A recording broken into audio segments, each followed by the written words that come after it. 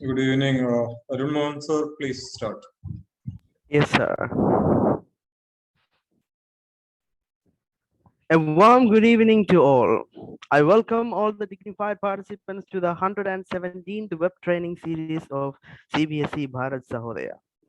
Now it's my pleasure to introduce today's moderator, Miss Rupali Bimrao Imandar. Miss, Miss Rupali, ma'am, is educator with 14 years of teaching experience. Ms. Rupali Bimrao is the holder of MA in Sanskrit and Economics, BA and BEd from Mumbai University, diploma in School of Management, and also she is a Bachelor of Journalism from Tilak Maharashtra Vidyapeeth. Currently, she is working in City Pride School, Pune.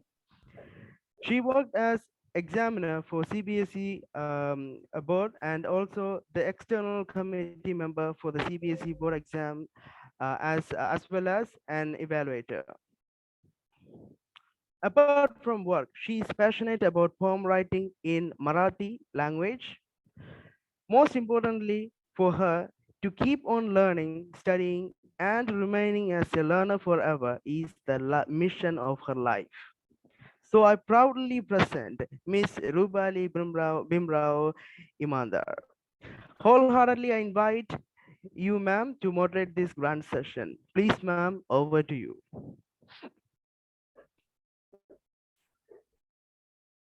Thank you, sir. Arun Mohanji, sir, thank you very much.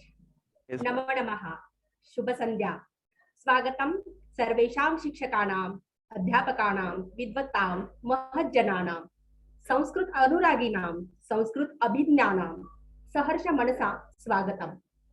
मैं रूपाली भीमराव इनामदार आप सभी शिक्षक गणों का, विषय तज्ञों का, मान्यवरों का सहर्ष स्वागत करती हूँ।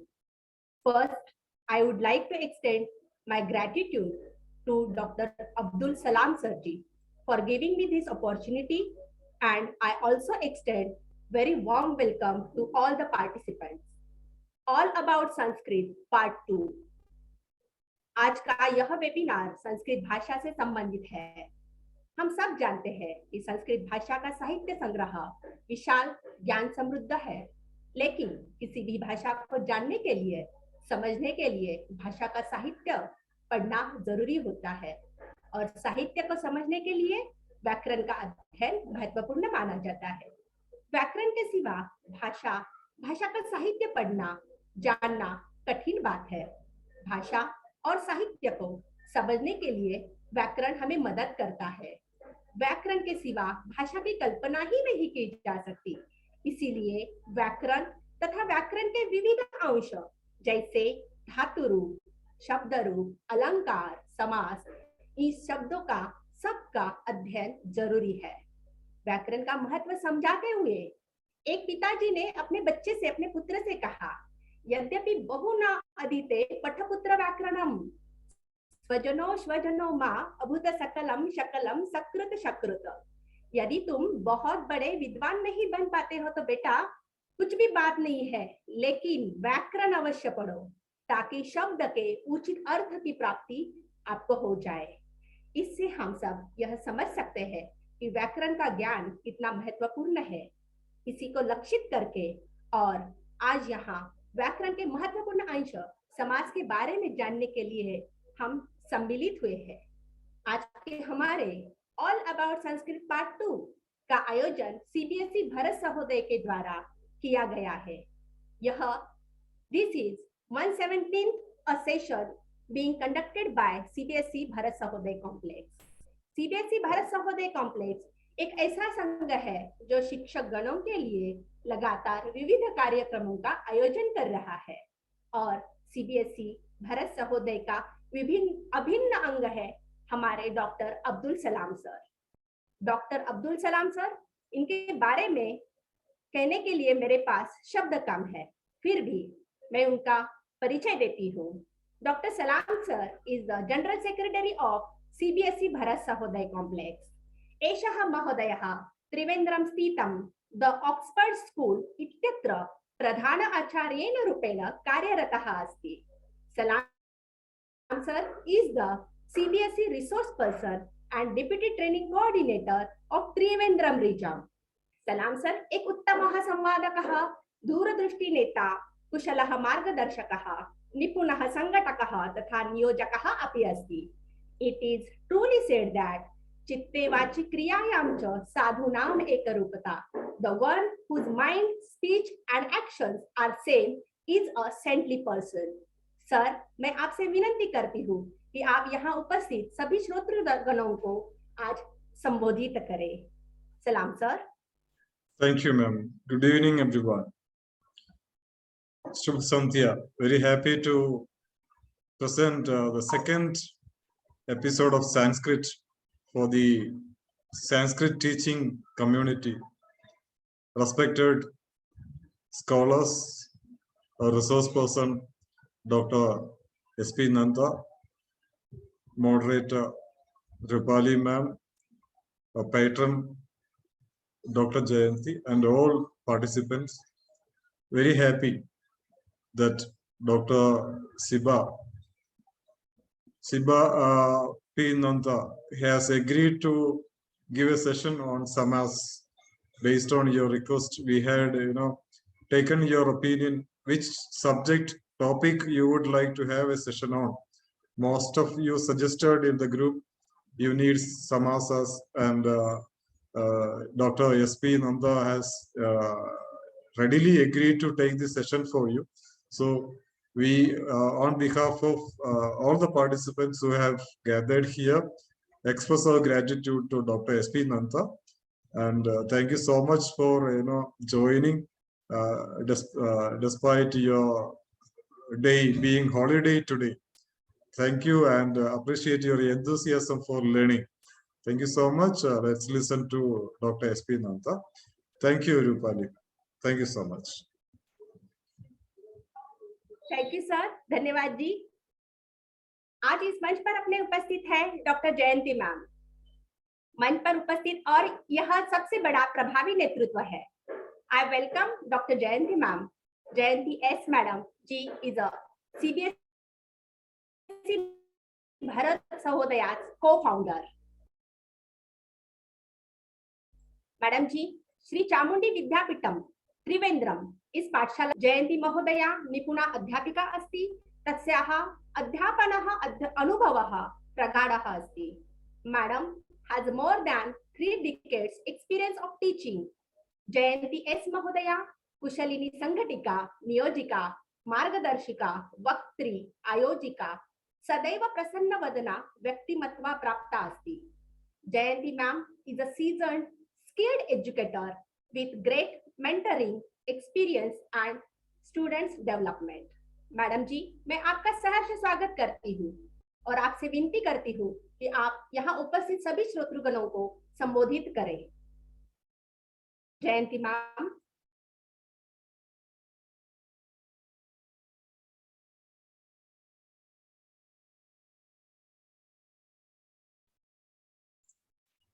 Jayanti ma'am. Dr. Jayanti, are you there? She's there, but I don't know whether any technical problem. Yes, yes. Yes, ma'am, please speak. Okay, good evening, sir. And also happy to Good that moderator was. In few months, I am so not well today, sir. Today is also not well. I am so happy to this function, and this is the continuous process of our Bharat Sahodaya program. God bless you all. Another one is the best moderator is my own General Secretary Salam sir. I am so happy as a trainer, and also the educators and the resource person and all the participants of Sahodaya programs. Wish you all the best once again. Thank you. God bless you.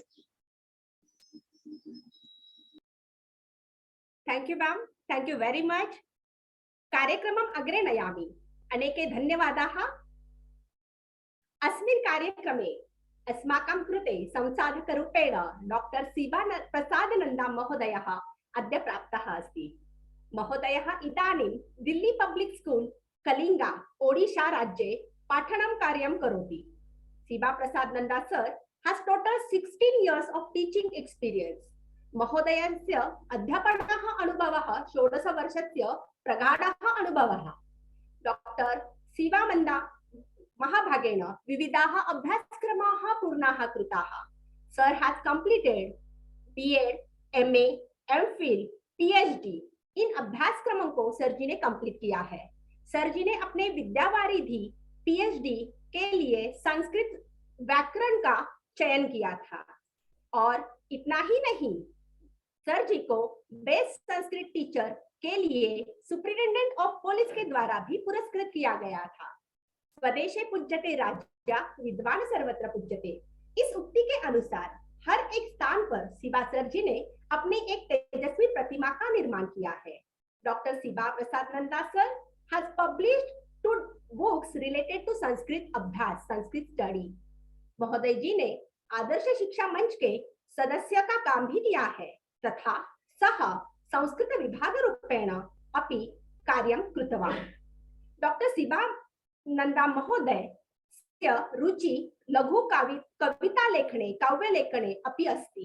Shiva sir जी ने हिंदी, संस्कृत तथा ओडिया इन भाषाओं में अपनी कविताएं रची है. Sir जी, मैं आपसे विनती करती हूँ कि आपके ज्ञान का पूर्णतः उपयोजन करके आप हमें मार्गदर्शन करके उपकृत करें. Shiva sir ji.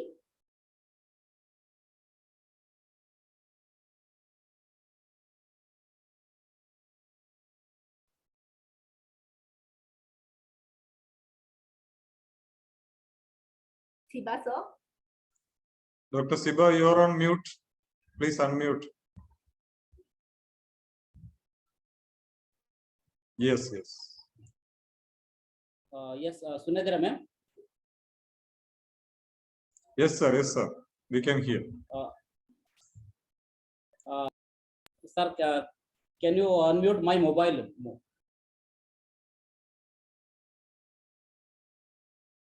I have joined 2 devices. Okay, I cannot see you. Let me see, sir. Yes, sir. Other name, what is the name? Dr. S.P. Nanda, sir. Okay, okay. Video 1 off. minute. Yes, you can do, you can do. It is enabled. You can unmute, sir. Yes, sir. अभी सुना दे रहा sir? Yes, yes. जेन अक्षर समन्वयम अधिगम्य महेश्वरात् कृष्णं व्याकरणं प्रक्तं तस्मै पाणिनये नमः. आपरितोषाद् विदुषां न साधु मन्ये प्रयोग विज्ञान इति कालिदास्य भणितम् अनुसृत्य विद्वत् परितोष एवं मे परितोष विषय. सर्वेभ्यः संस्कृत पिपासुभ्यः सादरं नमो नमः. सीबीएसई भारत महोदयस्य अध्यक्षः कार्यकर्तारः सर्वदेव विवन्दनीयः. येषां साहाय्येन सतत बहुमूल्य समाप्रदानेन च प्रेरणया च वयं सर्वे अत्र एकत्रीभूताः. तेषां कृते मम आन्तरिकं कुसुमाञ्जलिं समर्पयामि. अभिव्यक्तेः साधनाय भाषा माध्यमभूता इति निर्विवादम्. तत्र एकं हिंदी भाषा वक्तुं किस किस को करूं नमन, किस किस को करूं नमन, किसका है चरण बंदन. इस मंच पर श्री प्रसाद सबका करता है अभिनंदन, सबका करता है अभिनंदन. संस्कृत व्याकरण विषये किं कथयामि. अभिव्यक्तेः साधनाय भाषा माध्यमभूता इति निर्विवादम्. यस्य उपायं विधाय अनुशासनात्मकं वर्तमाना भाषायाः विन्यासः उपन्यासस्य इष्यते. एतत् सर्वं परीक्ष्य भर्तृहरिणा प्रतिपादितं साधुत्व विषया एषा व्याकरण स्मृतिः. भाष्यकारः शास्त्रस्य अस्य कृते तितौ रूपम् उपपादन विचारेण ग्रन्थानमिति तितौना यथा तृणकणादयः परिष्क्रियन्ते शुद्धं भोज्यं सत्यं स्थास्यन्ते तद्वत् शब्दानुशासन प्रक्रिया द्वारा संसार संरचनात्मिका भाषा परिष्क्रियते. असाधु शब्देभ्यः साधु शब्दाः व्युत्पद्यन्ते व्याक्रियन्ते च इति. शुद्ध शब्द ज्ञानार्थं शुद्ध शब्द प्रयोगार्थं च व्याकरण ज्ञानस्य निर्वाह्यता सर्वैरेव संस्तूयते. अतः साधुद्यते. यद्यपि बहुनाधीशे तथापि पठपुत्र व्याकरणं स्वजनः सजनः माभूत् सकलम शकलम शक्रु शक्रु। अगर हम देखेंगे, अगर स्वजन स्वजन की अगर फर्क हमें पता नहीं चलेगा, स्वजन अपने लोग और सजन करने से हो जाता है तालव्य स जहाँ होता है जो श, उसमें का अर्थ होता है कुत्ता। तो फर्क नहीं पता चलता व्याकरण का ज्ञान नहीं होने से। लोग बोलते हैं कि अरे स में क्या फर्क रखा है, श में क्या फर्क रखा है। नहीं, देखिए स्वजन सजन, सजन का अर्थ है कुत्ता और स्वजन का अर्थ है आत्मीय लोग। शकलम शकलम, दंत्य स सकलम का अर्थ है जैसे खंड पार्ट, सॉरी तालव्य स का जो तालव्य स है उसमें जो बोलते हैं श, उसका अर्थ है खंड, एक पार्ट। अगर दंत्य स का अर्थ लेंगे तो ऑल। सकृत सकृत, दंत्य स में जो सकृत है उसका अर्थ एक बारम, और तालव्य स में जो सकृत है उसका अर्थ है जो माने पट्टी जिसको बोलते स्टूल बोलते।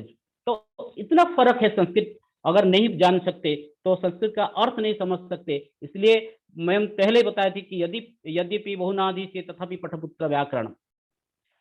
तो पद साधुत्व संपादने व्याकरण शास्त्र से अभिलक्ष्यम कालेन समागतः प्रयोगः यथा सार्वजनीनतां गृह्णान्ति तदेव व्याकरण शास्त्रस्य प्रयोजनीयत्वम् इति तद्विद्ध बहु तर्कयन्ति। पदानां संगठनं विच्युतिः विकासः संकोचनं प्रकाशनं च आदाय पद संगठन प्रकारेण ध्वनि वैचित्र्येण शमायात्। तत्र पुनः पद विकसने पदान्तराणां परस्परं संगठनम् एकम् आलक्ष्यं विषयम् आदति प्रक्रियां तत् समास प्रक्रिया इति नाम्ना अभिधीयते। पदान्तराणां परस्परं सम्बन्धः पूर्वनिपातः एकपद साधनं पदान्तस्य लोपः इति साधनयानं प्रक्रियायाम् एष उपक्रमः। पाणिनीय व्याकरणे तस्य विचारः अनेन उपायेन अवधार्यते। समासस्य संज्ञा, समासस्य भेदः, सदनस्य अपि अद्य समास इति जो विषय उपरि यथा मामकिना मति विशति तथा प्रतिपादयितुं कामये। सर्वेषाम् अध्यापकानां सर्वासाम् अध्यापिकानां च उपकारकं भवेत् इति धिया अद्यतमः कार्यक्रमः। प्रसंगे अस्मिन् समासस्य लक्षणं कः, विग्रहः, समासस्य नियमः, समासस्य भेदः इति विषयम् आधारीकृत्य मम स्वल्पमत्यनुसारं विचारः। वर्तमान हम कहना चाहेंगे कि जो हम समास पढ़ते हैं, समास पढ़ने के लिए हम बच्चों के लिए कुछ अलग होता है और टीचर के लिए कुछ अलग होता है। जैसे हमारे सीबीएसई कोर्स में समास बहुत छोटा सा पाठ दिया, लेकिन टीचर के लिए जानना बहुत जरूरी है कि क्या क्या समास होता है, समास का लक्षण क्या है, समास कैसे होता है, क्यों समास नहीं हो पा रहा है, इस सब में बताना चाहूंगा विस्तार के रूप से जितना हो सकता है आज जितने टाइम के अंदर। नहीं तो फिर अगर सलाम सर और कभी मौका देंगे फिर मैं बताने के लिए रेडी हूँ, क्योंकि मुझे चाहिए सबको समास कैसे समझ में आ जाए, ताकि हम लोग टीचर लोग अगर समझ जाएंगे तो बच्चों के लिए आसान होगा। बच्चों के लिए तो कुछ नहीं, हम चैप्टर से मैंने उनको लर्न करने के लिए कर देते, इधर उनका जो बोलते हैं विग्रह वाक्य लिखने के लिए आता है, समास पद लिखने आता है, लेकिन उसके नियम बहुत सारे। तो समास शब्द कैसे व्युत्पत्ति, समास शब्द से व्युत्पत्ति प्रथमं वक्तुमिच्छामि शम उपसर्ग पूर्वक अस धातु घ प्रत्यय समास समास शब्द निष्पद्यते। तत्रापि विभिन्न मतानुसारेण तत्र भावे घयः करणे घयः वा, तो इतने बहुत सारे समस्या है, फिर भी हम इतना जानेंगे सम उपसर्ग पूर्वक अस धातु से घ प्रत्यय से समास शब्द निष्पद्यते।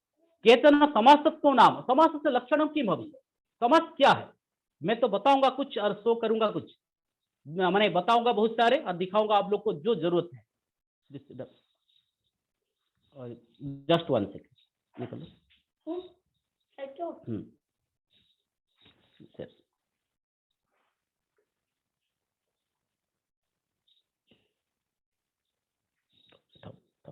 अभी जल्दी नेक्स्ट करो।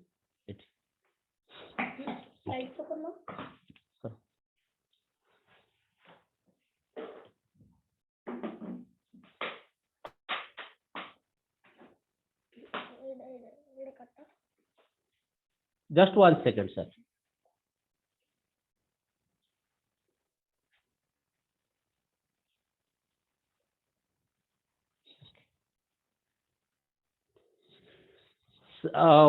समस्या, अच्छा विभक्ति शून्य पूर्वपदकानां समुदायत्वं तथा च तत्र विभक्ति शून्य पूर्वपदघटित शब्दबोध प्रयोजन पूर्व निर्मितं विभक्ति शून्य पूर्वकत्वं ग्राह्यं समासाधिकार पठितत्वं समासत्वं अनेक पदानां यत्र एक पद भवनं स समास भिन्नार्थवाचकतां प्राप्ते अनेक पद समूह समासः शक्ति संबंधेन समास त्वम एकार्थी भाव आपर्ण पद समुदाय विस्तत्वं वा समासत्वमिति बहवः विद्वांसः तदीयमतानुसारं समासस्य लक्षणं प्रतिपादितम्। अस्माकं कृते शिक्षकाणां कृते छात्राणां कृते तु मया पीपीटी द्वारा प्रदर्श्यन्ते शमसनं समासः। शमसनं नाम संक्षेप। शमसनं कथं भवति? पदयोः पदानां वा एकपदीकरणं समासः। अनेकस्य पदस्य एकपदी भवनं समासः। यथा विद्यायाः आलयः विद्यालयः, नराणां पतिः नरपतिः। तत्र समासस्य स्वरूप संज्ञा मया उक्तं। तत्र जो विद्यायाः आलयः, विद्या आलय, विद्या एक पद होता है और आलय एक पद होता है। दोनों पद मिलकर हम जब एक पद में परिवर्तन करते हो, दो या दो से अधिक पद को मिलाकर जब एक पद को परिवर्तन करने के लिए जो प्रक्रिया होता है उसे समास कहते हैं।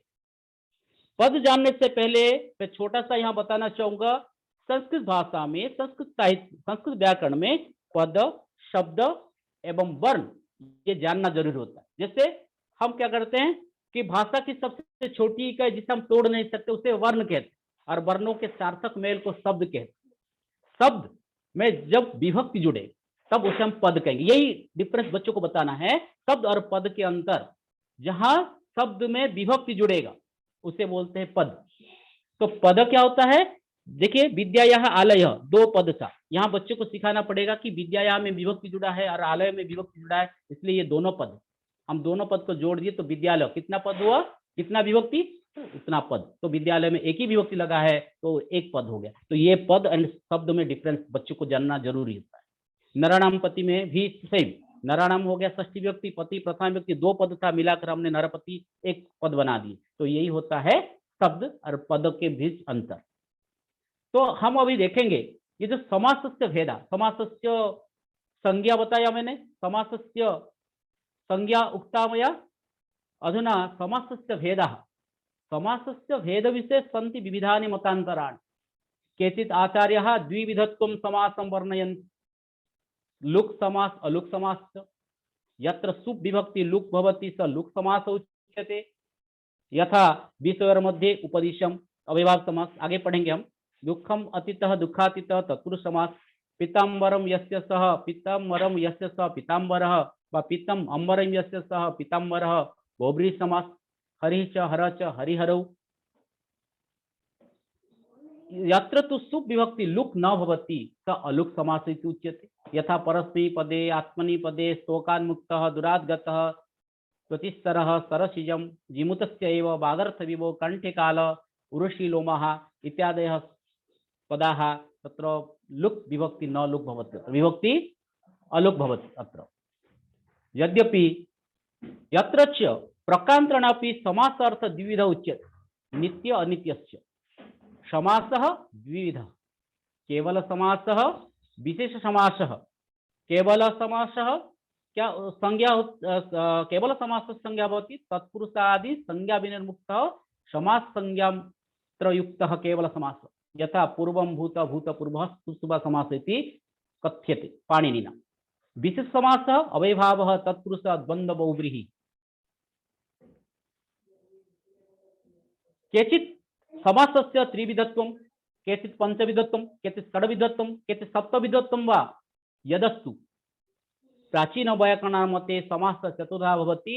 नामकरणानुसारेण अव्ययभावः तत्पुरुषः द्वन्द्वः बहुव्रीहि। पूर्वं मया यत् उक्तं तत् अस्माकं कृते शास्त्रीय अर्थकृते। अधुना यत् मया अहं वक्तुम् इच्छामि तत् छात्राणां कृते। प्राचीन व्याकरण मते समास चतुर्धा भवति, तस्य नामानुकरणानुसारेण अव्ययभावः तत्पुरुषः द्वन्द्वः बहुव्रीहि च। नवीन व्याकरण मते समास सोढ़ा विग्रह अनुसारेण अव्ययभावः तत्पुरुषः तत्पुरुषभेद कर्मधारय कर्मधारय तत्पुरुषभेद द्विगुः द्वन्द्वः बहुव्रीश्च इति षड्विधः समासः। अर्वाचीन वैयाकरणाः स्पष्ट अवबोधनाय अर्वाचीन वैयाकरणाः समासं बहु प्रकारेण साधयन्ति। षड्विधः समासः, तदनन्तरं समास उपभेदः अलुक समासः, नित्य समासः, गति समासः, प्रादि समासः, उपपद समासश्च इत्यादयः उच्यते। चापि चकार बहुलं द्वन्द्वः चसासु कर्मधारयः यस्य यस्यां बहुव्रीहि तेष तत्पुरुषः स्मृतः।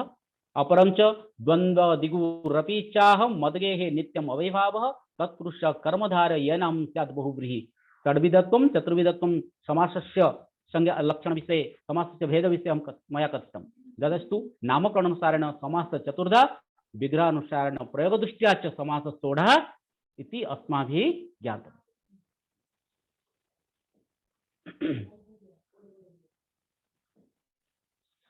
समास प्रक्रिया साधनाय सामान्य ज्ञानस्य विहंगावलोकन।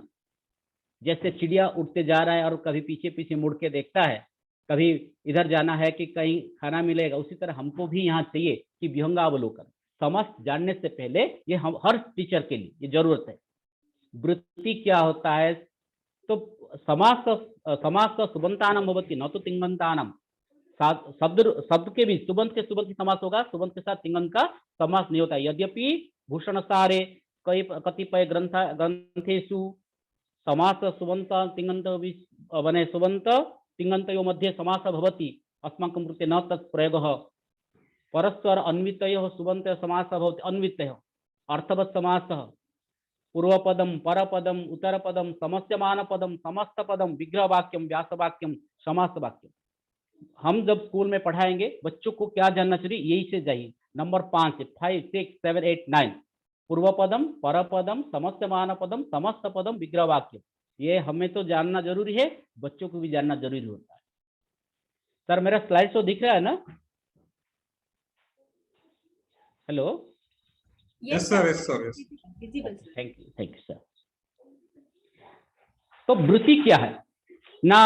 वृत्ति प्रथम विगृहीतानां पदानां प्रत्येकम अर्थवत्वेन समुदाय शक्त्या विशिष्टार्थ प्रतिपादिका वृत्तिः अथवा विग्रह वाक्य अवयव पदार्थेभ्यः परः योऽयं विशिष्ट एकार्थ तत् प्रतिपादिका वृत्ति परार्थविधानं वृत्ति। वृत्तेः लक्षणं प्रतिपादितं मया शास्त्रात् संगृहीतः च। प्रथम विगृहीतानां पदानां प्रत्येकम अर्थवत्वेन समुदाय शक्त्या। हम जो विग्रह वाक्य में लेंगे, अगर हम लेंगे कि चक्रपाणि, तो चक्रम पाणु यस्य सः, तो चक्रम पाणु यस्य सः, चक्र एक शब्द है, पाणि एक शब्द है, तो ये शब्द का जो अर्थ मिलकर एक समुदाय शक्तियां प्रतिपादित जो करता है उसे बोलते हैं वृत्ति या परार्थ अभिधानम वृत्ति। दूसरे के अर्थ को समझाने के लिए जो रहता है उसे कहते हैं वृत्ति कहते हैं। तो वृत्ति का लक्षण हो गया। उसके बाद वृत्तयः पंच। जो वृत्ति हम देख रहे हैं, वृत्ति कितना है, यहाँ पर बड़ा डिफरेंस आएगा, मैं अभी बताऊंगा आपको। कृतधित समास एकशेष सनाजंता धातुरूपः पंचवृत्तयः। 5 वृत्ति होता है। एक कृत वृत्ति, तथित वृत्ति, समास वृत्ति, एकशेष वृत्ति, समाजंता धातुरूपः। ये 5 प्रकार की वृत्तियां होती हैं। लेकिन हम जो ग्रामर बुक फॉलो करते हैं, बच्चों को पढ़ाते हैं, उसमें क्या देता है, द्वंद्व समास के अंतर एकशेष द्वंद्व को समास में डाल देते। एक्चुअली एकशेष समास नहीं है, समास का वो अपवाद है, वो द्वंद्व समास का अपवाद होता है एकशेष समास। एकशेष एक वृत्ति भवति, एकशेषः न तो समासः, एकशेषः एका वृत्ति भवति। लेकिन हमारा जो व्याकरण बुक हम पढ़ते हैं, बच्चों को पढ़ाते हैं, उसमें लिखा गया कि द्वंद्व समास के अंतर्गत एकशेष एक समास है, वो गलत है। क्रुद्ध वृत्ति, पहले हम देखेंगे जो 5 प्रकार की वृत्तियां हैं, उसमें पहले क्रुद्ध वृत्ति ही, क्रुद्ध वृत्ति क्रुदंत, पच्यति इति पाचकः, कुंभम करोति इति कुंभकारः, पयः ददाति इति पयोदः। इस प्रकार क्रुद्ध वृत्ति होगा। तथित वृत्ति क्या है, दशरथस्य अपत्यम पुमान् दासरथिः, राज्ञः पुरुष राजपुरुष इति समास वृत्तिः, माता च पिता च पितरौ इति एकशेष वृत्तिः, सनाद्यन्त धातु वृत्ति च सन आय यं काम्य च आदि प्रत्ययुक्तेन जद वृत्ति भवति। पठितुम् इच्छति, पि पठिष्यति, गन्तुम् इच्छति, जिगम पढ़ना के लिए इच्छा कर करता है, जाने के लिए इच्छा करता है, जिगमिष्यति, आत्मनः पुत्रम इच्छति, पुत्र काम्यति, पुनः पुनः पठति, पापठ्यते, पुनः पुनः अतिशयन वा नृत्यति, नरे नृत्यति इत्यादि पंचवृत्तय। तो हमारा एक गलतफहमी है, मुझे लगता है सबके अंदर ये है कि समास के अंदर एक से समास भी द्वंद्व समास का एक पार्ट है। नो, द्वंद्व समास से अलग है और एक से समास नहीं है। मैं आपको आगे प्रूव करूंगा इसका।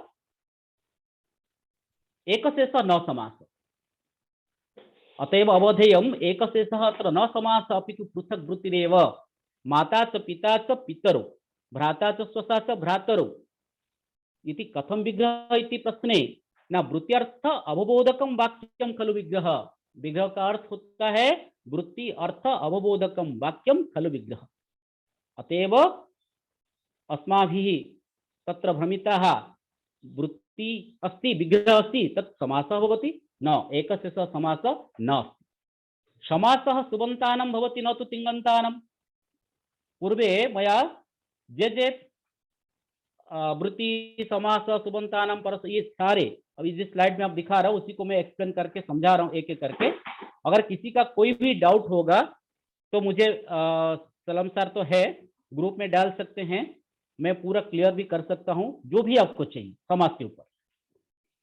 यह है एकशेष न समास। समास सुबंतानां भवति न तु तिङन्तानां। क्वचित् तिङन्तयोः सुबन्तयोश्च समासः भवति, यथा खादत मोदता, खादत मोदता, यही यवम, किंतु सर्वत्र न भवति। परस्पर अनित्वयः सुबन्तयोः समासः भवति। परस्पर जो शब्द के बीच अगर संबंध रहेगा तो उससे हम क्या करेंगे, समास कहेंगे, नहीं तो हम समास नहीं कर सकते। देखिए कैसे, यत्र तत्र पाणिनिना एक सूत्रम उक्तम समर्थ पदविधि। समर्थ पदविधि, समर्थ पदविधि हम पढ़ने से पहले बताऊंगा मैं कैसे समस्त पदविधि होता है, वो मैं आपको बता दूंगा। यहाँ पर पहले हम जानेंगे कि समास कैसे नहीं हो सकता। देखिए यहाँ पर राज्ञः पुत्र राजपुत्र, अत्र द्वयः सुबन्तयः परस्पर अन्वयः अस्ति। राजपुत्रः गच्छति, कः गच्छति, पुत्रः गच्छति, तो कस्य पुत्रः न राज्ञः पुत्रः, अत्र अन्वयः भवति, परस्पर अन्वयः अस्ति। यत्र परंपरा अन्वयः नास्ति तत्र समासः न भवति। यथा पश्य कृष्णं धृतराममित्रम्, अस्मिन् वाक्ये कृष्णम् इति पदं पश्य इति पदेन सह अन्वयः, पश्य कृष्णं, श्रित राममित्रम्, पश्य इति पदेन सह अन्वयः भवति, श्रित इति पदे नास्ति। अत्र कृष्णम् एव श्रित इति पदयोः आकांक्षा अभवत्, व्यपख्या नास्ति और व्यपख्या अभवत् च तत्र समासः न भवति। कृष्णं श्रित इति कृष्णस्य द्वितीया तत्तु समासः भवति, किन्तु अस्मिन् वाक्ये कृष्णमिति पदस्य श्रित इति पदेन सह अन्वयः नास्ति, सम्बन्धः नास्ति। पश्य कृष्णं श्रितराममित्रम्, अस्मिन् वाक्ये कृष्णम एंड श्रित दोनों पद के बीच संबंध नहीं है, इसलिए उस समय हम संबंध नहीं कर सकते, उसको समास हम नहीं लिख सकते। तो वहां पर हम जो पाणिनिना सूत्रम एकम, पाणिनिना सिद्धांत कौमुद्याम अस्ति एकम सूत्रम अस्ति, तत्र समर्थ पदविधि। समर्थ क्या होता है पहले उसको जानना जरूरी होता है। समर्थ अगर हम नहीं जानेंगे तो समर्थ पदविधि सूत्र का जो दिया गया समास के लिए वो हमको, देखिए समर्थ होता है, समर्थ क्या होता है ना, समर्थ होता है कि पहले हमको सामर्थ्य को समझना पड़े। सामर्थ्य दो प्रकार के होते हैं, ये नहीं है मैं लिखा नहीं इतना, लेकिन टाइप करने में बहुत मुश्किल होता है संस्कृत एक्चुअली। तो व्यपख्या सामर्थ्य, व्यपख्या सामर्थ्य, एकार्थी भाव सामर्थ्य। व्यपख्या सामर्थ्य आकांक्षा, योग्यता और आसक्ति, उसको बोलते हैं व्यपख्या सामर्थ्य। यहाँ राज्ञः पुत्र एक शब्द, अगर राज्ञः पुत्र हमने लिया, राज्ञः कहकर अगर मैं कुछ देर रुक जाऊं, उसका आगे समझ में नहीं आएगा। यहाँ आकांक्षा होता है कि लोगों को सुनने के लिए कि आगे क्या बोलना चाहते हैं, राज्ञः आगे क्या बोलना चाहते हैं, उसमें आकांक्षा रहता है। तो पुत्र शब्द आएगा तो राज्ञः पुत्र में आकांक्षा रहेगा, तभी जाकर वो राजपुत्र का समास हो सकता है। यदि हम आगे देखेंगे कि आकांक्षा, योग्यता, आसक्ति होना जरूरी होता है पदों के बीच, तभी जाकर समास होगा। ये तो एकार्थी भाव होना चाहिए, तभी जाकर समास होगा। तो समर्थ पदविधि बहुत बने बड़ा सूत्र है जिसमें सिद्धांत कौमुदी में व्याख्या किया गया है, उसी को अगर समझाएंगे तो उसी में ही चले जाएगा हमारा समझ में। आगे बढ़ता हूं। अगर अपरंच, और एक उदाहरण लिखिए, अपरंच भवति दर्शनम राज्ञः पुत्रः चोरस्य धावत्। देखिए इस वाक्य, भवति दर्शनम राज्ञः पुत्र चोरस्य धावत्। अत्र राज्ञः दर्शने अन्वयः, राज्ञः वाक्यो किं भविष्यति, राज्ञः दर्शनं भवति, चोरस्य पुत्रः धावत्। किन्तु राज्ञः पुत्रः अन्वयः नास्ति, पुत्रस्य चौरे अन्वयः, अतः राजशब्दस्य पुत्र शब्दस्य च परस्पर अन्वयवात् न समासः। अर्थवत् समास लेना चाहिए। अर्थवत् समास क्या, न अर्थम अनुसृत्य वयम विग्रह वाक्यम वक्तव्यम, समासस्य निश्चितव्यः। उदाहरण स्वरूपम वयम अगर लेंगे लोकनाथ, लोकनाथः गच्छति इति युक्ते, लोकनाथः अगर हम देखेंगे भगवान जा रहे हैं, कोई संसार का मालिक जा रहा है, तो हम उसके लिए क्या करेंगे, ना लोकस्य नाथ लोकनाथ षष्ठी तत्पुरुष समास करेंगे। देखिए लोके ख्यातः नाथः लोकनाथ से ही भगवान के मध्यपदलोपी कर्मधारय करेंगे, लोक इति संसार। अगर कोई भिक्षुक जा रहा है, हम उसको देखेंगे लोकनाथ शब्द का यूज करेंगे, तब क्या करेंगे, लोकस्य नाथ, लोकः नाथ यस्य सह लोकनाथ, बोबरी यानी भिक्षुक। लोकनाथ शब्द का दो मीनिंग हुआ, एक भगवान, भगवान जो सारे लोक का नाथ है, और एक हो गया भिक्षुक, दोनों के लिए एक शब्द। लेकिन व्यग्र वाक्यम वक्तव्यम अर्थम अनुसृत्य, समासस्य निश्चितव्य, कौन सा समास होगा वो वाक्यों को देखकर हमको जानना जरूरी होता है। लोकनाथ शब्द से आपको पता चल गया होगा कि हम करने क्या जा रहे हैं। पूर्व पदम, यही से इंपॉर्टेंट शुरू होता है सब बच्चों के लिए। हम ये ध्यान से यहाँ से देखेंगे, आपको सब पता है, बहुत सारे विद्वान है, मैं ये नहीं जानता हूँ कि मुझे सब, न सर्वम सर्वम वेति, न सर्वः सर्वम वेति, सबको सब कुछ नहीं आता है। मैंने पहले से बताया था, यथा मामकिना मति विसति तद वक्तुम अहम उच्चय, जितना मेरा मति काम करा, क्योंकि इतना वास्ट व्याकरण है, वहां से जितना मैंने पढ़ के संग्रह किया था, इसलिए तो मैं सलाम सर को और जो हमारे सहद को सबको नमन करता हूँ, क्योंकि ये जो मैंने पढ़ा था, कब पढ़े थे, जब पढ़ाई का टाइम होता है ना, तब हम एग्जाम ओरिएंटेड होते हैं, और हमारे भी समाज पूरा नहीं पढ़ाया जाता, इंपोर्टेंट पढ़ाया जाता है। तब हम क्या करते थे ना, टीचर जो पढ़ाते थे, हमारे गुरुजी जो पढ़ाते, उसी को पढ़ के एग्जाम में लिख देते, वहां आधा आधा रह गया। +2 में पढ़ा था, यानी 95। अभी जब सर मुझे बताए, मैं खुश हो गया, चलो कष्ट तो होगा, मुझे 10-15 दिन लगा, पीपीटी बनाने के लिए टाइम लगता है, और मैंने पढ़ाई भी किया, तो अभी मेरा रिकल हो गया सब। इसलिए मैं धन्यवाद देना चाहता हूँ, फिर क्योंकि जावत जीवे तावत विद्या, आप जब तक रहेंगे तब तक विद्या अर्जन होगा। मेरा फिर से रिकल हो गया सारा। पूर्व पदम, ये इंपॉर्टेंट है, बच्चों को सिखाना है। पूर्व पद क्या होता है, ना समस्त पदस्य पूर्वे स्थितम पदम पूर्व पदम, क्षमा से पूर्वत्र स्वयमाणम पदम पूर्व पदम यदि, यथा विद्या। अगर हम लेंगे विद्यालय, एक शब्द लेंगे, विद्यालय शब्द लेंगे, तो विद्या एंड आलय, तो पहला शब्द होता है विद्या, उसी को हम लेंगे पूर्व पद। क्षमा से उत्तरत्र श्रूयमाणम पदम उत्तर पदम जैसा आलय, तो पूर्व पर शब्द। समस्यमान पदम किं भवति, न समस्त पदे येषां संबंधितानां पदानां मिलनं भवति तानि समस्यमान पदानि भवन्ति। जैसे विद्यायाः आलयः, विद्यालय दो शब्द, समस्यमान पद। चक्रपाणि शब्द में चक्रम पाणो यस्य स चक्रम पाणो, ये दोनों शब्द हो गया समस्यमान पद। समस्त पदम किं भवति, न समस्य पद समस्यमान पदानां मिलनेन यस्य उत्पत्ति भवति, समस्यमान पद की मेल से जो उत्पत्ति होता है उसे हम बोलेंगे समस्त पद व समास पद। यथा विद्यायाः आलयः, दोनों पद हुआ, मिलकर एक पद विद्यालय, उसको बोलते समस्त पद। जैसे चक्रपाणि, चक्रम पाणु यस्य स, चक्रपाणि हो गया समस्त पद। फिर विग्रह वाक्यम किम, विग्रह वाक्यस्य नामांतरम व्यासवाक्यम समासवाक्यम वा ना वृत्ति अर्थ अवबोधकम वाक्यम विग्रह। वृत्ति ना समास वृत्ति समझना चाहिए, वृत्ति तो 5 मैंने बताया पहले, तो समास वृत्ति अवबोधकम वाक्यम विग्रह। समासादे अर्थ बोधयितुम यत् वाक्यम उच्यते तद वाक्यम विग्रह इति। समस्त पदस्य अर्थम अवबोधकम वाक्यम, बच्चों के लिए हम ये यूज कर सकते हैं, समस्त पदस्य अर्थम अवबोधकम वाक्यम व्यासवाक्यम व विग्रहवाक्यम। यथा विद्यायाः आलयः चक्रम पाणु यस्य स, चक्रपाणि इत्युक्ते चक्र जिसके पाणी में है। हिंदी में बताया जाता है कि चक्र जिसके पाणी में है, पाणी का मतलब हाथ, तो चक्र जिसके पाणी में, तो चक्रपाणी शब्द का अर्थ क्या हो गया ना, चक्र जिसके पाणी में है। बिना पानी बोने से बिना जिसके पानी में है, इस प्रकार हम उसका अर्थ को जिसके माध्यम से समझते उस वाक्यों का नाम है विग्रह वाक्य। अच्छा, विग्रह वाक्य हो गया। अब विग्रह वाक्य क्या है ना, विग्रह वाक्य भी द्विधा होता है, दो प्रकार के विग्रह वाक्य हम ले सकते हैं। एक होता है स्वपद विग्रह और स्वपद विग्रह। मैं क्यों बताना चाह रहा हूँ डिटेल से, देखिए स्वपद विग्रह क्या, अस्वपद विग्रह इसमें हम कर सकते हैं। स्वपद विग्रह ना, स्व यानी समास, पद ही विग्रह, स्व समास पद के अंतर अगर वो विग्रह होता है उसे हम स्वपद विग्रह कैसे ना, समास घटक पद सहितम वाक्यम स्वपद विग्रह इत्यर्थ। यथा ग्रामगत, ग्रामम गत, ग्रामगत, ग्राम रहा गत रहा दोनों मिलकर ग्रामगत आया, इसको बोलते हैं हम स्वपद विग्रह।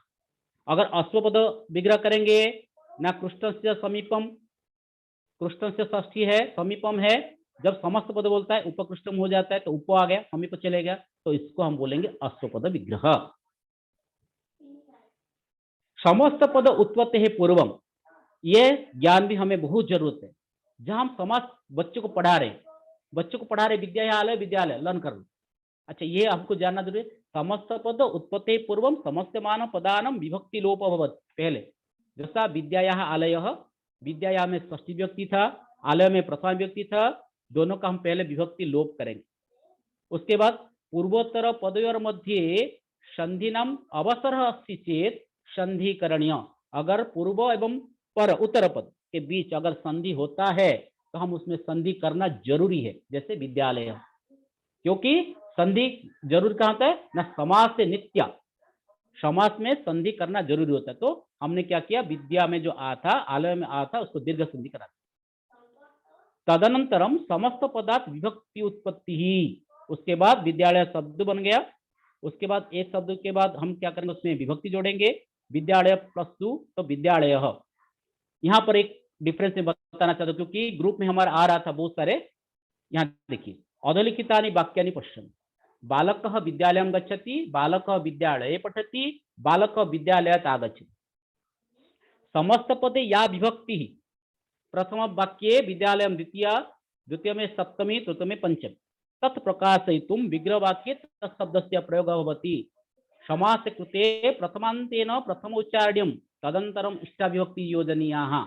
इंपोर्टेंट लाइन, समास हम जब करेंगे पहले प्रथम वाक्य को उच्चारण करना चाहिए। देखिए विद्यालयम शब्द, विद्यायाः आलयः विद्यालय षष्ठी तत्पुरुष, विद्यालय भी षष्ठी तत्पुरुष, लेकिन हम विग्रह वाक्य कैसे करेंगे, विद्यायाः आलयः तम विद्यालयम, विद्यायाः आलयः तस्मिन् विद्यालये, और विद्यायाः आलयः तस्मात् विद्यालय, तत्शब्द का यूज करेंगे।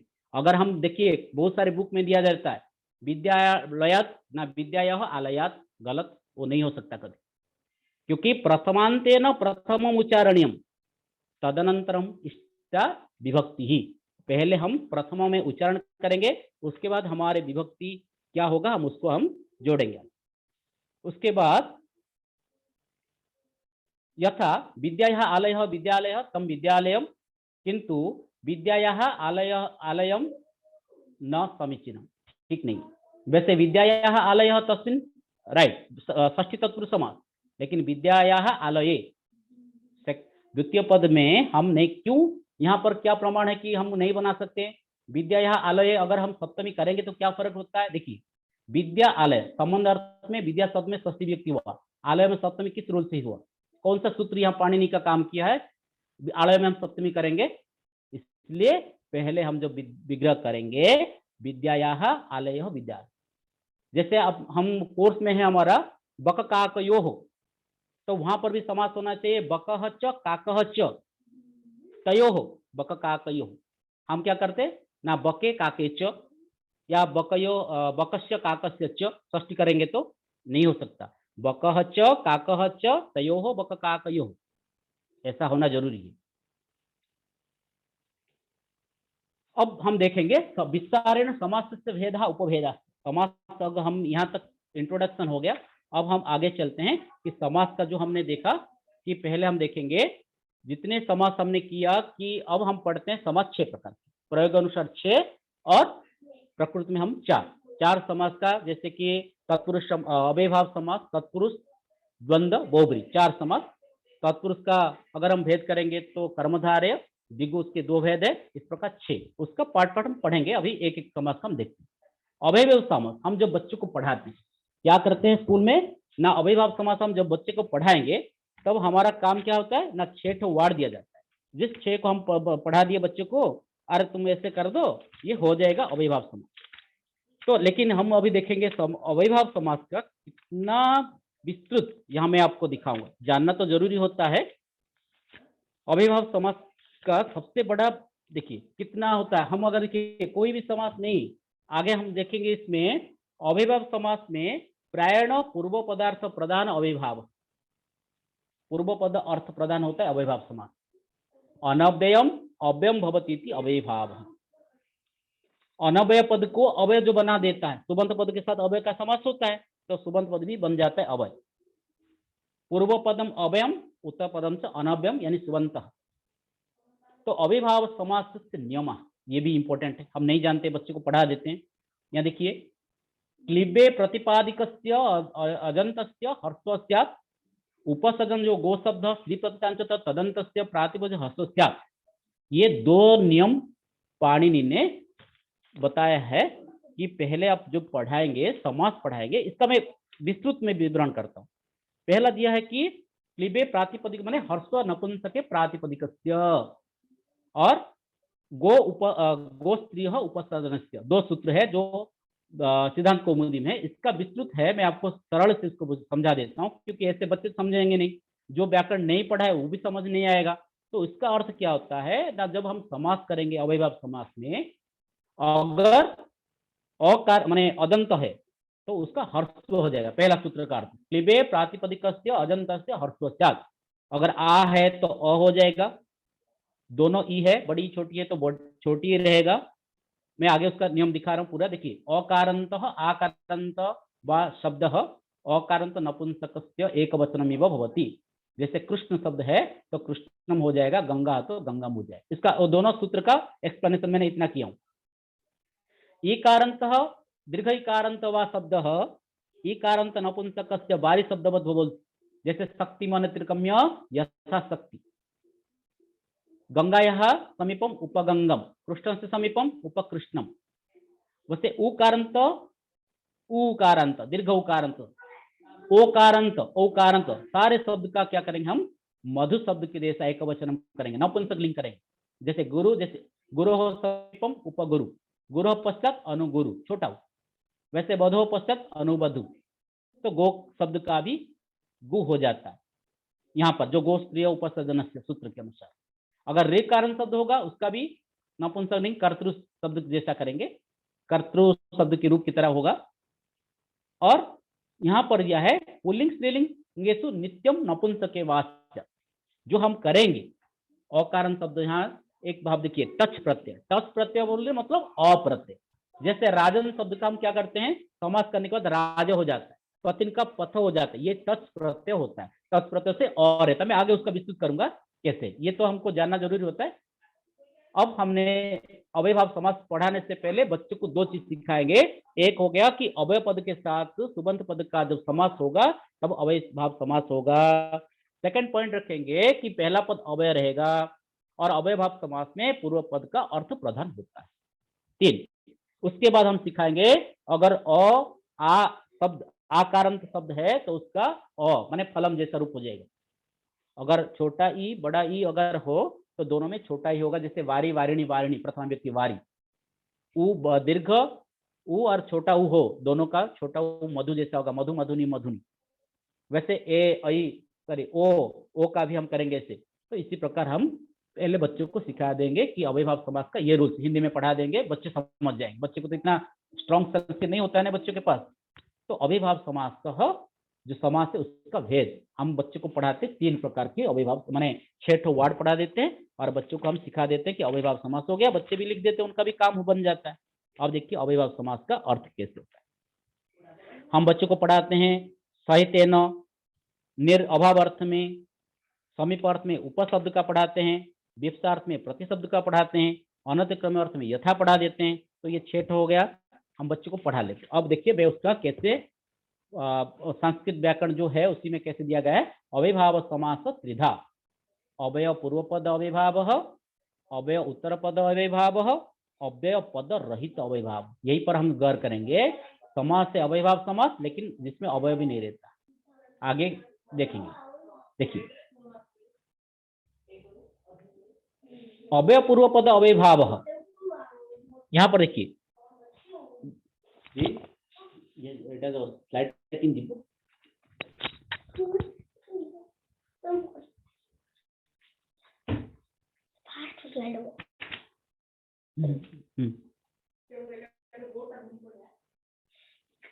Your screen is paused. चले 70% नहीं कर लेना। देखो, अव्ययभाव समास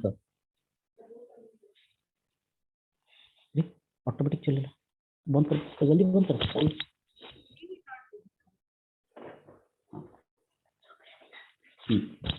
This is visible, sir. Thank yes you. Ma'am, yes ma'am.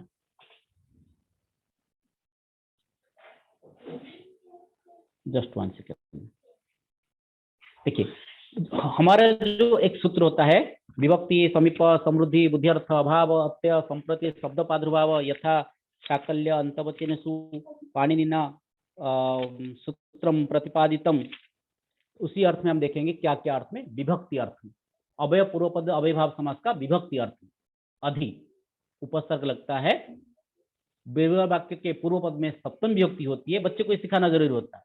हरौ इति अधिहरि, सप्तमी हुआ पहला पद विग्रह वाक्य के, और हम क्या करेंगे, विभक्ति लोप कर देंगे, हरौ का जोड़ देंगे, हरौ इति अधिहरि। तो इति जो हरौ सप्तमी अर्थ में था, अधि लगा दिए तो अधिहरि। ये जो हम देखेंगे, यहाँ विग्रह करने से पहले 2 प्रकार के विग्रह वाक्य आता है। एक जैसे हरौ इति अधिहरि, और कैसे आएगा ना, अलौकिक विग्रह वाक्य, लौकिक विग्रह वाक्य, 2 प्रकार का होता है, जो कि हम लोग को जानना जरूरी होता है। तो इसमें क्या होगा, हरौ सप्तमी विभक्ति है, तो हरि शब्द के पास ंगीज रहेगा, जो विभक्ति होता है परिति, वो ंगीज शब्द को लोप करेंगे, अधिहरि करेंगे, अधिगृहम करेंगे। वो भी मैं दिखाऊंगा कैसे हम करेंगे आगे चलकर, मैं अभी पहले पढ़ा देता हूँ। तो हरौ इति अधिहरि, गृह इति अधिगृहम, आत्मन इति अध्यात्मम। तो हरि शब्द आया, हरि शब्द का सप्तमी अर्थ में अधि ले लिए, तो हरि में सप्तमी था, छोटी था, तो छोटी विभक्ति लोप करके छोटी करा। गृह शब्द तो नपुंसक लिंग हो जाएगा, इसलिए हम गृहम कर दिए, अधि हरि गृहम। उसके बाद आत्मनीति, आत्मन शब्द, तो इसमें क्या कर दिए ना, आत्मन शब्द का न लोप हो जाएगा। कैसे होगा, वहां टच प्रत्यय होगा, टच प्रत्यय से अनलोप होगा, और उसके साथ जुड़ेगा सु आएगा। मैं आपको एक प्रक्रिया करके बता दूंगा अभी आगे में, इसको कंप्लीट करने के बाद कि कैसे होता है एक्चुअली। उसके बाद हम देखेंगे समीप अर्थ में उप अव्यय का प्रयोग। विग्रह वाक्य से पूर्व पद षष्ठी विभक्ति ही, यथा कृष्ण से समीपम उपकृष्णम, गंगाया समीपम उपगंगम, फिर मुन्ने समीपम उपमुनि, नद्या समीपम उपनदी उपनदम। उपनदी भी होता है, उपनदम भी होता है। आगे मैं देखूंगा क्यों होता है उपनद, आगे पढ़ाऊंगा। वो नदी शब्द का कभी उपनदम भी होता है, उपनदी भी होता है, आगे मैं क्लियर करूंगा। गुरु समीपम उपगुरु एंड गोह समीपम उपगुह। वैसे समृद्धि अर्थ में शु अव्यय का प्रयोग होता है। विग्रह वाक्य से पूर्व पद में षष्ठी विभक्ति होती है, जैसे मद्राणम समृद्धि सुमद्रम, भारतानम समृद्धि सुभारतम, कलिंगानम समृद्धि सुकलिंगम। यहाँ पर 2 चीज देखना है। मद्राणम समृद्धि मतलब मद्र याति का नहीं है, पूरा भारतानम समृद्धि मतलब भारतीयानम समृद्धि, समृद्धि इस अर्थ में आता है। उसके बाद व्यूर्धि दुर, विग्रह वाक्य से पूर्व में षष्ठी विभक्ति होता है, जैसे यवनानम व्यूर्धि ही दुर्जवनम, भाग्यानम व्यूर्धि दुर्भाग्य। यहाँ पर ऐसे अव्ययभाव समास का आता है। जैसे अर्थ अभावार्थे निर शब्द लगता है, अभय लगता है, और दूर जिसमें विग्रह वाक्य से पूर्व पदे षष्ठी विभक्ति भवति। मक्षी का आनंद, देखिए ये हो गया विग्रह वाक्य। अगर बच्चों को एग्जाम में आया कि बच्चों को हम समझाएंगे निर्मक्षिकम, कैसे करेंगे ना, हमको बच्चे को सिखाना पड़ेगा कि भाई अगर अभाव अर्थ में ये प्रयोग हुआ तो निर एंड दूर अव्यय को प्रयोग करेंगे, उसके साथ पूर्व पद में जो होगा उसका षष्ठी विभक्ति करेंगे, तभी जाकर वो विग्रह वाक्य बना सकता है। जैसे निर्मक्षिकम शब्द हो गया मक्षिक शब्द, तो उसका क्या मक्षिकाणम, मक्षिका शब्द का अगर लेंगे, सॉरी मक्षिका शब्द स्त्रीलिंग, तो मक्षिका शब्द का षष्ठी विभक्ति मक्षिकाणम, पूर्व पद में अभाव निर्मक्षिकम। जैसे जनानम अभाव निर्जनम, जलस्य अभाव निर्जलम, संदेहस्य अभाव निसंदेहम, इस प्रकार हम उसको ले सकते हैं। वैसे अत्यार्थे जिसमें विग्रह वाक्य से पूर्व पद षष्ठी विभक्ति ही अत्यय शब्द, अत्यय अर्थ दिया है, मतलब अत्यय, अत्यय आता है उसमें पाणिनि का सूत्र में। तो अति हिमम, अति यौवनम, हम एक्चुअली प्रयोग करते ना अति पंडितम, मतलब मूर्ख है। अति का अर्थ यहाँ पर जो होता है ना हिमस्य अत्यय अति हिमम, इस प्रकार उसी का अर्थ हम लेंगे। तो अति हिमम अति यौवनम असंप्रति, असंप्रति मतलब विग्रह वाक्य से पूर्व में प्रथम व्यक्ति करेंगे, जैसे निद्रा संप्रति न जुज्यते अति अति निद्रम, पलायनम संप्रति न जुज्यते अति अति पलायनम, शयनम संप्रति न जुज्यते अति शयनम। अभी सोना नहीं है, अभी मैंने निद्रा नहीं होना चाहिए, भाग देना नहीं चाहिए, तो इस अर्थ में इस शब्द का प्रयोग होता है। उसमें देखेंगे शब्द प्रादुर्भावे ना विग्रह वाक्य से पूर्व पदे षष्ठी विभक्ति, हरि शब्द से प्रकाशः इति हरिः, राम शब्द से प्रकाशः इति रामम। तो यहाँ पर जो प्रकाश शब्द दिया है, हरि शब्द प्रकाश शब्द दिया है, उसी में क्या आता है ना हरि शब्द का प्रकाश। तो इसमें आप देखेंगे एक मैंने जो बताया था, तो इसी प्रकार पाणिनि ने पश्चाद अर्थ में, यथार्थ अर्थ में, योग्यता अर्थ में, ये सारे एग्जाम्पल्स हम यहाँ इकट्ठे किए सब। तो विग्रह वाक्य से पूर्व पदे षष्ठी व्यक्ति, जैसे विष्णु पश्चात अनुविष्णु, गुरु पश्चात अनुगुरु, जनकस्य पश्चात अनुजनकम, अनुजनकम, और रथस्य पश्चात अनुरथम। फिर यथार्थ हम पढ़ा देते हैं बच्चों को, यहाँ पर देखिए यथार्थ का 4 अर्थ, योग्यता, वित्ता, पदार्थ अनधिवृत्ति, सादृश्यानि यथार्थ। यथार्थ, यथा शब्द का 4 मीनिंग होता है। योग्यता अर्थ में यथा शब्द प्रयोग करेंगे उसके 4, देखिए एक होता है योग्यता अर्थ, यथार्थ का कितना, पहला शब्द है योग्यता, योग्यता मतलब लायक, जो अनु, विग्रह वाक्य से पूर्व पदे षष्ठी विभक्ति, रूपस्य योग्यम अनुरूपम, गुणस्य योग्यम अनुगुणम। वैसे पदार्थ अनतिवृत्ति अर्थ में भी यथा शब्द का यूज होता है, विग्रह वाक्य से पूर्व पदे द्वितीय विभक्ति अनतिक्रम्य अर्थ में, जैसे शक्तिम अनतिक्रम्य यथाशक्ति, इच्छाम अनतिक्रम्य यथेच्छम, विधिम अनतिक्रम्य यथा विधि। वैसे यथा रुचि, यथेष्टम, यथा कालम इत्यादि शब्द को हम प्रयोग कर सकते हैं। सादृश्य अर्थ में भी यथा का प्रयोग होता है, जैसे सादृश्य अर्थ सह, हम पढ़ते हैं ना बच्चों को पढ़ा सचित्रम, चित्रेण सहितम सचित्रम। यहाँ देखिए स शब्द कितने शब्द में आता है, एक होता है सादृश्य अर्थ में सह, यानी विग्रह वाक्य से पूर्व पदे षष्ठी विभक्ति ही, विग्रह वाक्य जहां होगा वहां पूर्व वाक्य में हम क्या करेंगे, षष्ठी विभक्ति करेंगे, जिसका ये मुख्य सादृश्य। और आगे आएगा गौण सादृश्य, सह का स होता है अव्ययभाव समास में। अगर समयवाचक शब्द न, मैं लिखा हूं नीचे, स शब्द से स इत्यादि न तो काले, अगर स शब्द कालवाचक शब्द समयवाचक शब्द से लगेगा तो वो सह ही रहेगा, स का सह नहीं हो पाएगा। उसी के बाद अनुपूर्वीय अर्थ में, अनुपूर्वीय अर्थ में अनु शब्द का प्रयोग करते हैं, विग्रह वाक्य से पूर्व पदे षष्ठी व्यक्ति, जैसे ज्येष्ठ अनुपूर्वेण अनुज्येष्ठम क्रमानुसार। योग्य पदे अर्थ में सह, विग्रह वाक्य से पूर्व पदे तृतीय व्यक्ति ही, चक्रेण योगपत इति सचक्रम। यहाँ भी देखिए योगपद्य मतलब एक साथ, एक साथ अर्थ में भी स शब्द का प्रयोग होता है, यहाँ जैसे चक्रेण योगपत इति सचक्रम। सादृश्य गौण सादृश्य अर्थ में यहाँ विग्रह वाक्य के पूर्व पद में तृतीय व्यक्ति, जो हम यही पढ़ाते हैं बच्चों, सख्या सह सखी, चित्रेण सहितम सचित्रम, मित्रेण सहितम समित्रम, परिवार सहितम सपरिवारम। इस प्रकार हम बच्चों को यही वाला सिखाते हैं। सादृश्य गौण सादृश्य के अर्थ में 50 पूछ देते हैं। संपत्ति अर्थ में होता है सह, संपत्ति, संपत्ति मतलब यहाँ धन संपत्ति नहीं है ना, जो विग्रह वाक्य दिया गया है, विग्रह वाक्य से पूर्व पदे षष्ठी व्यक्ति होगा, क्षेत्राणम संपत्ति सक्षेत्रम, ब्राह्मणानम संपत्ति सब्राह्मणम। कहने का अर्थ है यहाँ जो संपत्ति अर्थ दिया गया, संपत्ति अर्थ का ये नहीं है कि धन संपत्ति, इसका अर्थ होता है आत्मभाव, यानी स्वचित कर्म। ब्राह्मण का जो कर्तव्य है वो ब्राह्मण कर्तव्य, क्षत्रिय का जो कर्तव्य सक्षेत्र, इस अर्थ में संपत्ति शब्द का यूज किया गया। संपत्ति का अर्थ यहाँ पर धन संपत्ति नहीं। देखिए क्यों, यहाँ पर देखिए न साकल्य, जैसे संपत्ति और समृद्धि, समृद्धि दोनों का अर्थ अलग होता है। संपत्ति का अर्थ हो गया आपका स्वभाव, अपने भाव, आत्मभाव संपत्ति, और समृद्धि का अर्थ होता है धन संपत्ति। तो दोनों का पर्यायवाची सब नहीं समझना चाहिए यहाँ पर। उसके बाद है साकल्य, साकल्य मतलब अपरित्यज्य, कुछ भी नहीं छोड़ना। जैसे कि विग्रह वाक्य से पूर्व द्वितीय विभक्ति होगा, तृणम अपि अपरित्यज्य सतृणम। मीनिंग क्या होगा इसका, मैं ग्रास को भी नहीं छोड़ा उसने, यानी अगर हम किसी को खाना देते वो पूरा खाना खा लेता है, तो हम क्या करें, शत्रुनम भक्षेत, भक्षेत इस अर्थ में। अंत पर्यंतम अर्थ में सह शब्द का भी विग्रह करेंगे, अवय लगेगा सह, विग्रह वाक्य से पूर्वपदे द्वितीय विभक्ति, जैसे अग्निम ग्रंथ पर्यंतम अदिते साग्नि, अग्निम पर्यंतम इति साग्नि। अग्नि क्या है ना, यहाँ ग्रंथ पर्यायवाची अग्नि का नहीं है, अग्नि अथवा ग्रंथ, ग्रंथ अग्नि ग्रंथ पर जो पढ़ता है जो, उसको बोलते साग्नि ही। अवधारणा यथा परिमाण, यहाँ से जो पाणिनि ने बनाया था, पाणिनि ने जो लिखा था सूत्र अवयम विभक्ति समृद्ध, उसी सूत्र का एक्सप्लेनेशन यहाँ 16 तक हम उसको बच्चे को 6 पढ़ा देते हैं।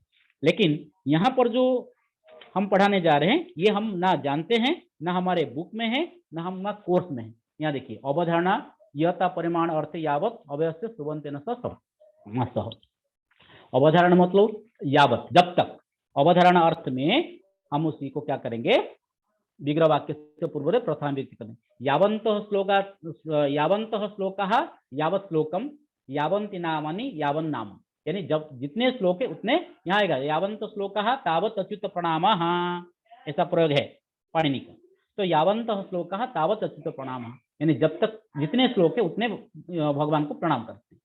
तो यहाँ देखिए, मर्यादा एवं अभिविधि अर्थ में आंग अवय का प्रयोग होता है, वो पंचम्यंतेन सुबंतेन वा समस्यते। पंचम्यंत माने सुबंत पद रहेगा पंचम व्यक्ति, उसके साथ आ आंग का रहेगा आ, उसमें मर्यादा अर्थ में होता है। जैसे आ हिमालयात, हिमालय से शुरू करके, यहाँ मीनिंग 2 है। मर्यादा अर्थ में होगा तेन बिना, यानी चीन देश को छोड़कर, आ हिमालय। आ मुक्ते है संसार, जितने तक आप मुक्ति नहीं पाए हो तब तक आप संसार में जीते रहेंगे, आ मुक्ते है। उसी प्रकार मर्यादा अभिविधि, अभिविधि का अर्थ में भी आता है, जैसे तेन सह, तेन सह अर्थ होता है ना आ हिमालय अर्थात आ हिमालयम, यानी भारत देश को समझाएगा। तेन बिना तेन सह, मर्यादा अर्थ में एक तेन बिना एक तेन सह अर्थ होता है। जैसे आ बालभ्य हरिभक्ति ही, बच्चों से लेकर बूढ़े तक हरिभक्ति करना चाहिए। आबाल वृद्ध वनिता, इस प्रकार शब्द हम यूज करते हैं। उसके बाद आता है अभिमुख्य, द्योतों को अभि प्रतिपदेन स विकल्पेन समासः, विकल्प ना एक साथ में होगा एक में नहीं होगा। जैसे अभिमुख्य अर्थ अभि प्रति, विग्रह वाक्य से पूर्व पद हम द्वितीय व्यक्ति करेंगे। अग्निम अभि अभ्यग्नि, अग्निम प्रति प्रत्यग्नि, अर्थात हम समझाएंगे कि अग्निम अभि अग्निम प्रति सलवाहा पतंती। यहाँ पर एक में विकल्प वाक्य में समास करेंगे, जहां पर विकल्प नहीं होगा वो वाक्य में प्रयोग करेंगे। यानी अग्नि को देकर सलवा यानी कीटे, कीड़ा, वो क्या करते हैं, जो कीट पतंग छोटे छोटे आके गिर जाते, मर जाते, उसको आकृष्ट हो जाते। अग्निम अभि व अग्निम प्रति सलभा, सलभा यानी कीड़ा। अत्र न समास। समय अर्थ में अनु, समय पास अर्थ में भी अनु शब्द का विग्रह अवयभाव समास होता है। विग्रह वाक्य से पूर्व षष्ठी विभक्ति ही, जैसे वनस्य अनु, अनुवनम। उसके बाद ये है 14 नियम हमारा अवयभाव समास का। पंचम्यंतेन पदेन सह अप परि बहि एवं अंश क्विब प्रत्यांत अव्यय पदस्य विकल्पेन समासः भवति। पंचम्यंतेन पदेन सह अप परि बहि अंशः विग्रह, ये प्रयोग होता है, समास होता है अवयभाव समास। उसमें विग्रह वाक्य से पूर्व पदे पंचम व्यक्ति भवति। जैसे विष्णु अप अपविष्णु, विष्णु परि परिविष्णु, वनात् बहि बहिर्वनम, वनात् प्राक् प्राग्वनम।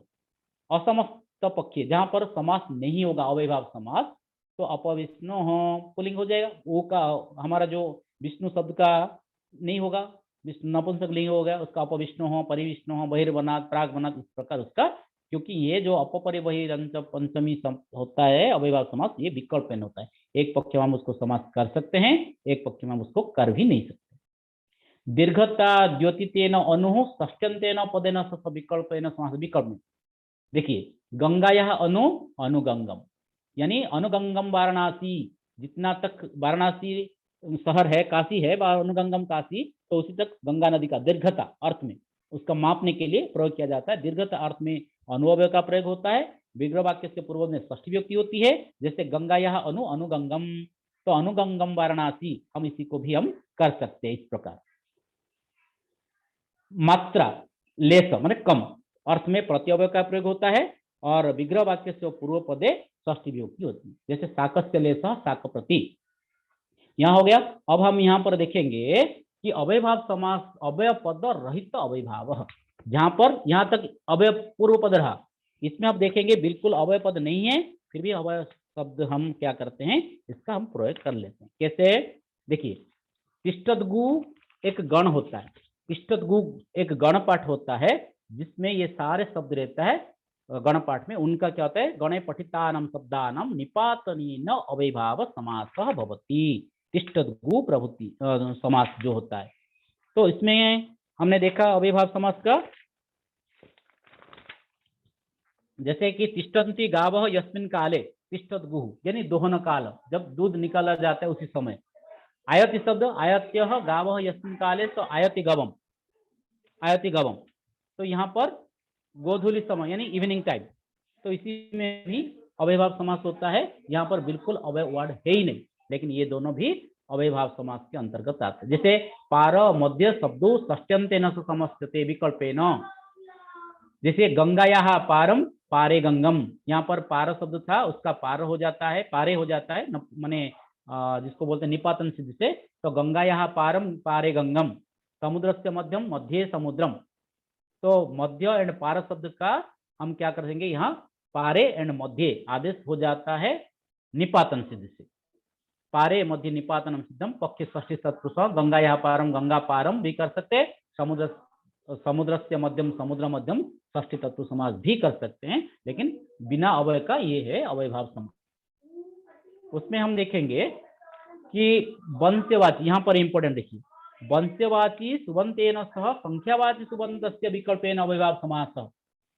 वंश हमारे होता है द्विधा, पाणिनिना उक्तम वंश द्विधा, विद्यया जन्मना च, संख्यावंशेन इति सूत्रे पाणिनिना उक्तम वंश द्विधा, वंश द्विधा विद्यया जन्मना च। हम जो अभी पढ़ाई कर रहे हैं, हम जो ये सहोदय के माध्यम से हम सब एक साथ जुड़े हैं ना, ये विद्यावंश और जन्मनाच, तत्र भवः वंश्यः, वंशे जातः वंश्यः, तद्वाचिना सह संख्या वा समस्यते इति। जैसे द्वौ मुनि, देखिए द्वौ मुनि द्विमुनि, हम जानते थे पहले कि संख्या पूर्व पद द्विगु समास होता है, संख्या में पहला शब्द अगर विग्रह वाक्य का है तो द्विगु समास, तो द्वौ मुनि में कैसे द्विगु समास नहीं, यहाँ पर आपका अव्ययभाव समास। क्यों ना, वंशवाची शब्द सुबंतेन सह संख्यावाची सुबंत का विकल्पेन अव्ययभाव समास होता है। द्वौ मुनि द्विमुनि, त्रयः मुनयः त्रिमुनि, लेकिन यहाँ अर्थ है त्रिमुनि कहने से पतंजलि माने पाणिनि पतंजलि कात्यायन तीन का समझ में आ रहा है, तो उसी का अर्थ होना चाहिए कि जो मुनि है वही व्याकरण है, त्रिमुनि व्याकरण। इसी अर्थ में अभेद अर्थ होने से हम एकविंशत्यः भरद्वाजः, एकविंशति भरद्वाजम, तो भरद्वाज के एकविंशति, इस प्रकार हम उसको वंश्यवाची शब्द का संख्यावाची शब्द के साथ विकल्प से हम अव्ययभाव समास कर सकते हैं। और यह नदीभिश्च एक सूत्र होता है जिसमें नदीभिश्च संख्या समाहारे विकल्पेन अव्ययभाव समासः। हम जानते थे कि समाहार अर्थ में हम पढ़ते थे हमेशा समाहार दिगु, हाँ, तो सप्तानम गंगानम समाहार, देखिए सप्त शब्द है संख्यावाचक, समाहार अर्थ है तो समाहार दिगु होना चाहिए, लेकिन नदी भी के साथ संख्या शब्द का समाहार में विकल्पेन अव्ययभाव समास होती। जैसे सप्तानम गंगानम समाहार सप्तगंगम, द्वयोः यमुनयोः समाहार द्वियमुनम, ये भी हम अव्ययभाव समास के अंदर जानते हैं। ना इतना हमारा बुक में है, ना हम जानते हैं, ना हम भी पढ़ते कभी। अन्य पदार्थे विद्यमानम सुबंतम नदीभिः नित्यम अव्ययभाव समास भवति। जैसे उन्मत्ता गंगा यस्मिन् प्रदेशे उन्मत्त गंगम, यस्य स बहुव्रीहि हम पढ़ते थे आज तक। यहाँ पर देखिए उन्मत्ता गंगा यस्मिन् प्रदेशे, वो उन्मत्त गंगम, यहाँ प्लेस जिस जगह पे गंगा नदी उछल उछल कर जा रही है उस जगह को समझा रहा है, तो समझ में आता है कि बहुव्रीहि अर्थ में आता है, लेकिन यहाँ पर है उन्मत्त गंगम, ये हमारा हो गया अव्ययभाव समास। जैसे लोहिता गंगा यस्मिन् प्रदेशे, प्रदेश के अर्थ लिया है, तो ये भी हो गया हमारा अव्ययभाव समास। यहाँ पर अव्ययभाव समास जब हो गया तो मैं एक अव्ययभाव समास का व्युत्पत्ति आपको कैसे हम कर सकते हैं मैं बता दूंगा, फिर आगे चलेंगे आगे समास के लिए। अगर हम एक शब्द लेंगे, कोई भी शब्द लेंगे, जैसे हम लेंगे मद्राणम समृद्धि ही सुमद्रम, एक शब्द आता है तो हमारे लिए टीचर के लिए हमको जानना जरूरी होता है कि मद्राणाम में षष्ठी विभक्ति हुआ है, समृद्धि में प्रथम विभक्ति हुआ है, तो लौकिक विग्रह हो गया मद्राणाम समृद्धि सुमद्रम। लेकिन उसमें अलौकिक विग्रह में क्या होगा ना, अलौकिक विग्रह में मद्र शब्द षष्ठी विभक्ति बहुवचन आम प्रत्यय समृद्धि शब्द के बाद सु, मद्र आम समृद्धि सु, अलौकिक विग्रह वाक्य करेंगे। फिर अवयम विभक्ति समीप समृद्धि बुद्धि अर्थ इस सूत्र से उसके वर्तमान सु अवय के साथ मद्राणाम सुबंध के साथ समास करेंगे। जब समास हो जाएगा तब क्या करेंगे ना, कृतधित समास पाणी का सूत्र है, उसी से हम प्रातिपदिक संज्ञा उसको बनाएंगे। जब प्रातिपदिक संज्ञा बनेगा तब सुप्रभुति विभक्ति लाएंगे। तो सुविभक्ति लाने के बाद प्रथम विभक्ति अगर लाएंगे तो सुपधातु प्रातिपदिक एक सूत्र होता है जिसमें हम क्या करेंगे, जो सुप का होता है ना मद्राणम, पहले हम समास कर लिए प्रातिपदिक संज्ञा, तो सुपधातु प्रातिपदिक इस सूत्र के बाद मद्र प्लस आम जो षष्ठी विभक्ति था उस विभक्ति को हम लोप कर देंगे। करने के बाद हम करेंगे फिर सु उत्पत्ति करने के बाद प्रथमानिदिष्टम समास उपसर्जनम एक सूत्र होता है पाणिनि का। इसी हमारा जो अव्ययभाव समास में प्रथमानिदिष्टम पदम अव्ययभाव समास में उपसर्जन संज्ञा होता है। उपसर्जन संज्ञा मतलब उपसर्जन संज्ञा पूर्वम, उसका पूर्व प्रयोग होता है। जैसे कि मद्राणम समृद्धि सुमद्रम, मद्राणम षष्ठीता विभक्ति लोप कर दिए, समृद्धि का लोप कर दिए, तो मद्र समृद्धि रहा। समृद्धि अर्थ में हम सु लेंगे तो सु का क्या करेंगे, उपसर्जन संज्ञा होगा, क्योंकि जिसको निर्देश करेंगे वही उपसर्जन है, तो हम सु ले लिए ऊपर, तो सु मैंने पहले ले उप लाएंगे सु मद्र। उसके बाद क्या करेंगे, सुमद्र शब्द हो गया। एक न्याय होता है एकदश विकृतम अनन्यवत, जिसके कारण हम फिर से उसका प्रातिपदिक संज्ञा बनाएंगे। प्रातिपदिक संज्ञा बनाने के बाद सु विभक्ति लाएंगे हम। उसके बाद अव्ययभावश्च एक सूत्र होता है जिसके कारण हम क्या करेंगे, उसका अव्ययभाव समास करेंगे। अव्ययभाव समास करने के बाद अव्यात आप सुपह, ये सूत्र के कारण जो सुविभक्ति है उसी को लोप कर देंगे। लेकिन करने से पहले आएगा न अव्ययभावात् अतः महत्व पंचम्याः। अव्ययभाव समास में क्या करेंगे, उसको ना सु का हम लोप नहीं करेंगे, पंचमी विभक्ति को छोड़कर उसमें क्या करेंगे, सु के बदले में अम आदेश कर देंगे। तो सु मद्र प्लस अम। अब अमी पूर्व एक सूत्र होता है जिससे हम क्या करेंगे, अम शब्द का पूर्व रूप कर देंगे, तो बन गया सुमद्रम। इसी प्रकार एक एक शब्द का इतना हम विश्लेषण हमको आना चाहिए, ये सूत्र के माध्यम से होता है। तो ये होने के बाद हम जान पाएंगे गलती कहाँ होता है, बच्चे गलती कहाँ करते हैं, हमको पता चल जाएगा। ये हमारा समास है। जैसे कोई भी समास हो गया अव्ययभाव समास। अब मुझे बताइए अव्ययभाव समास में अगर किसी को कोई डाउट है बता सकते हैं, या सर कैसे करेंगे, किसका डाउट क्लियर करेंगे, सर बताएंगे। यदि कस्य कापि शंका अस्ति चेत् संलाप पेटिकायां प्रेषयतु।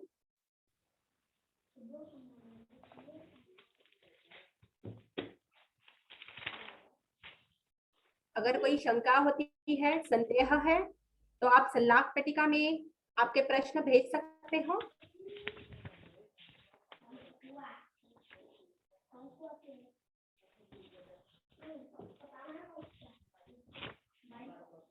तो आगे बढ़ूं ma'am? Yes sir, surely will go ahead. Yes ma'am, अगर कोई डाउट है तो मैम आप करेंगे, मैं क्लियर कर लूंगा, बाद में भी कर सकता हूँ, भेज दूंगा ये करके।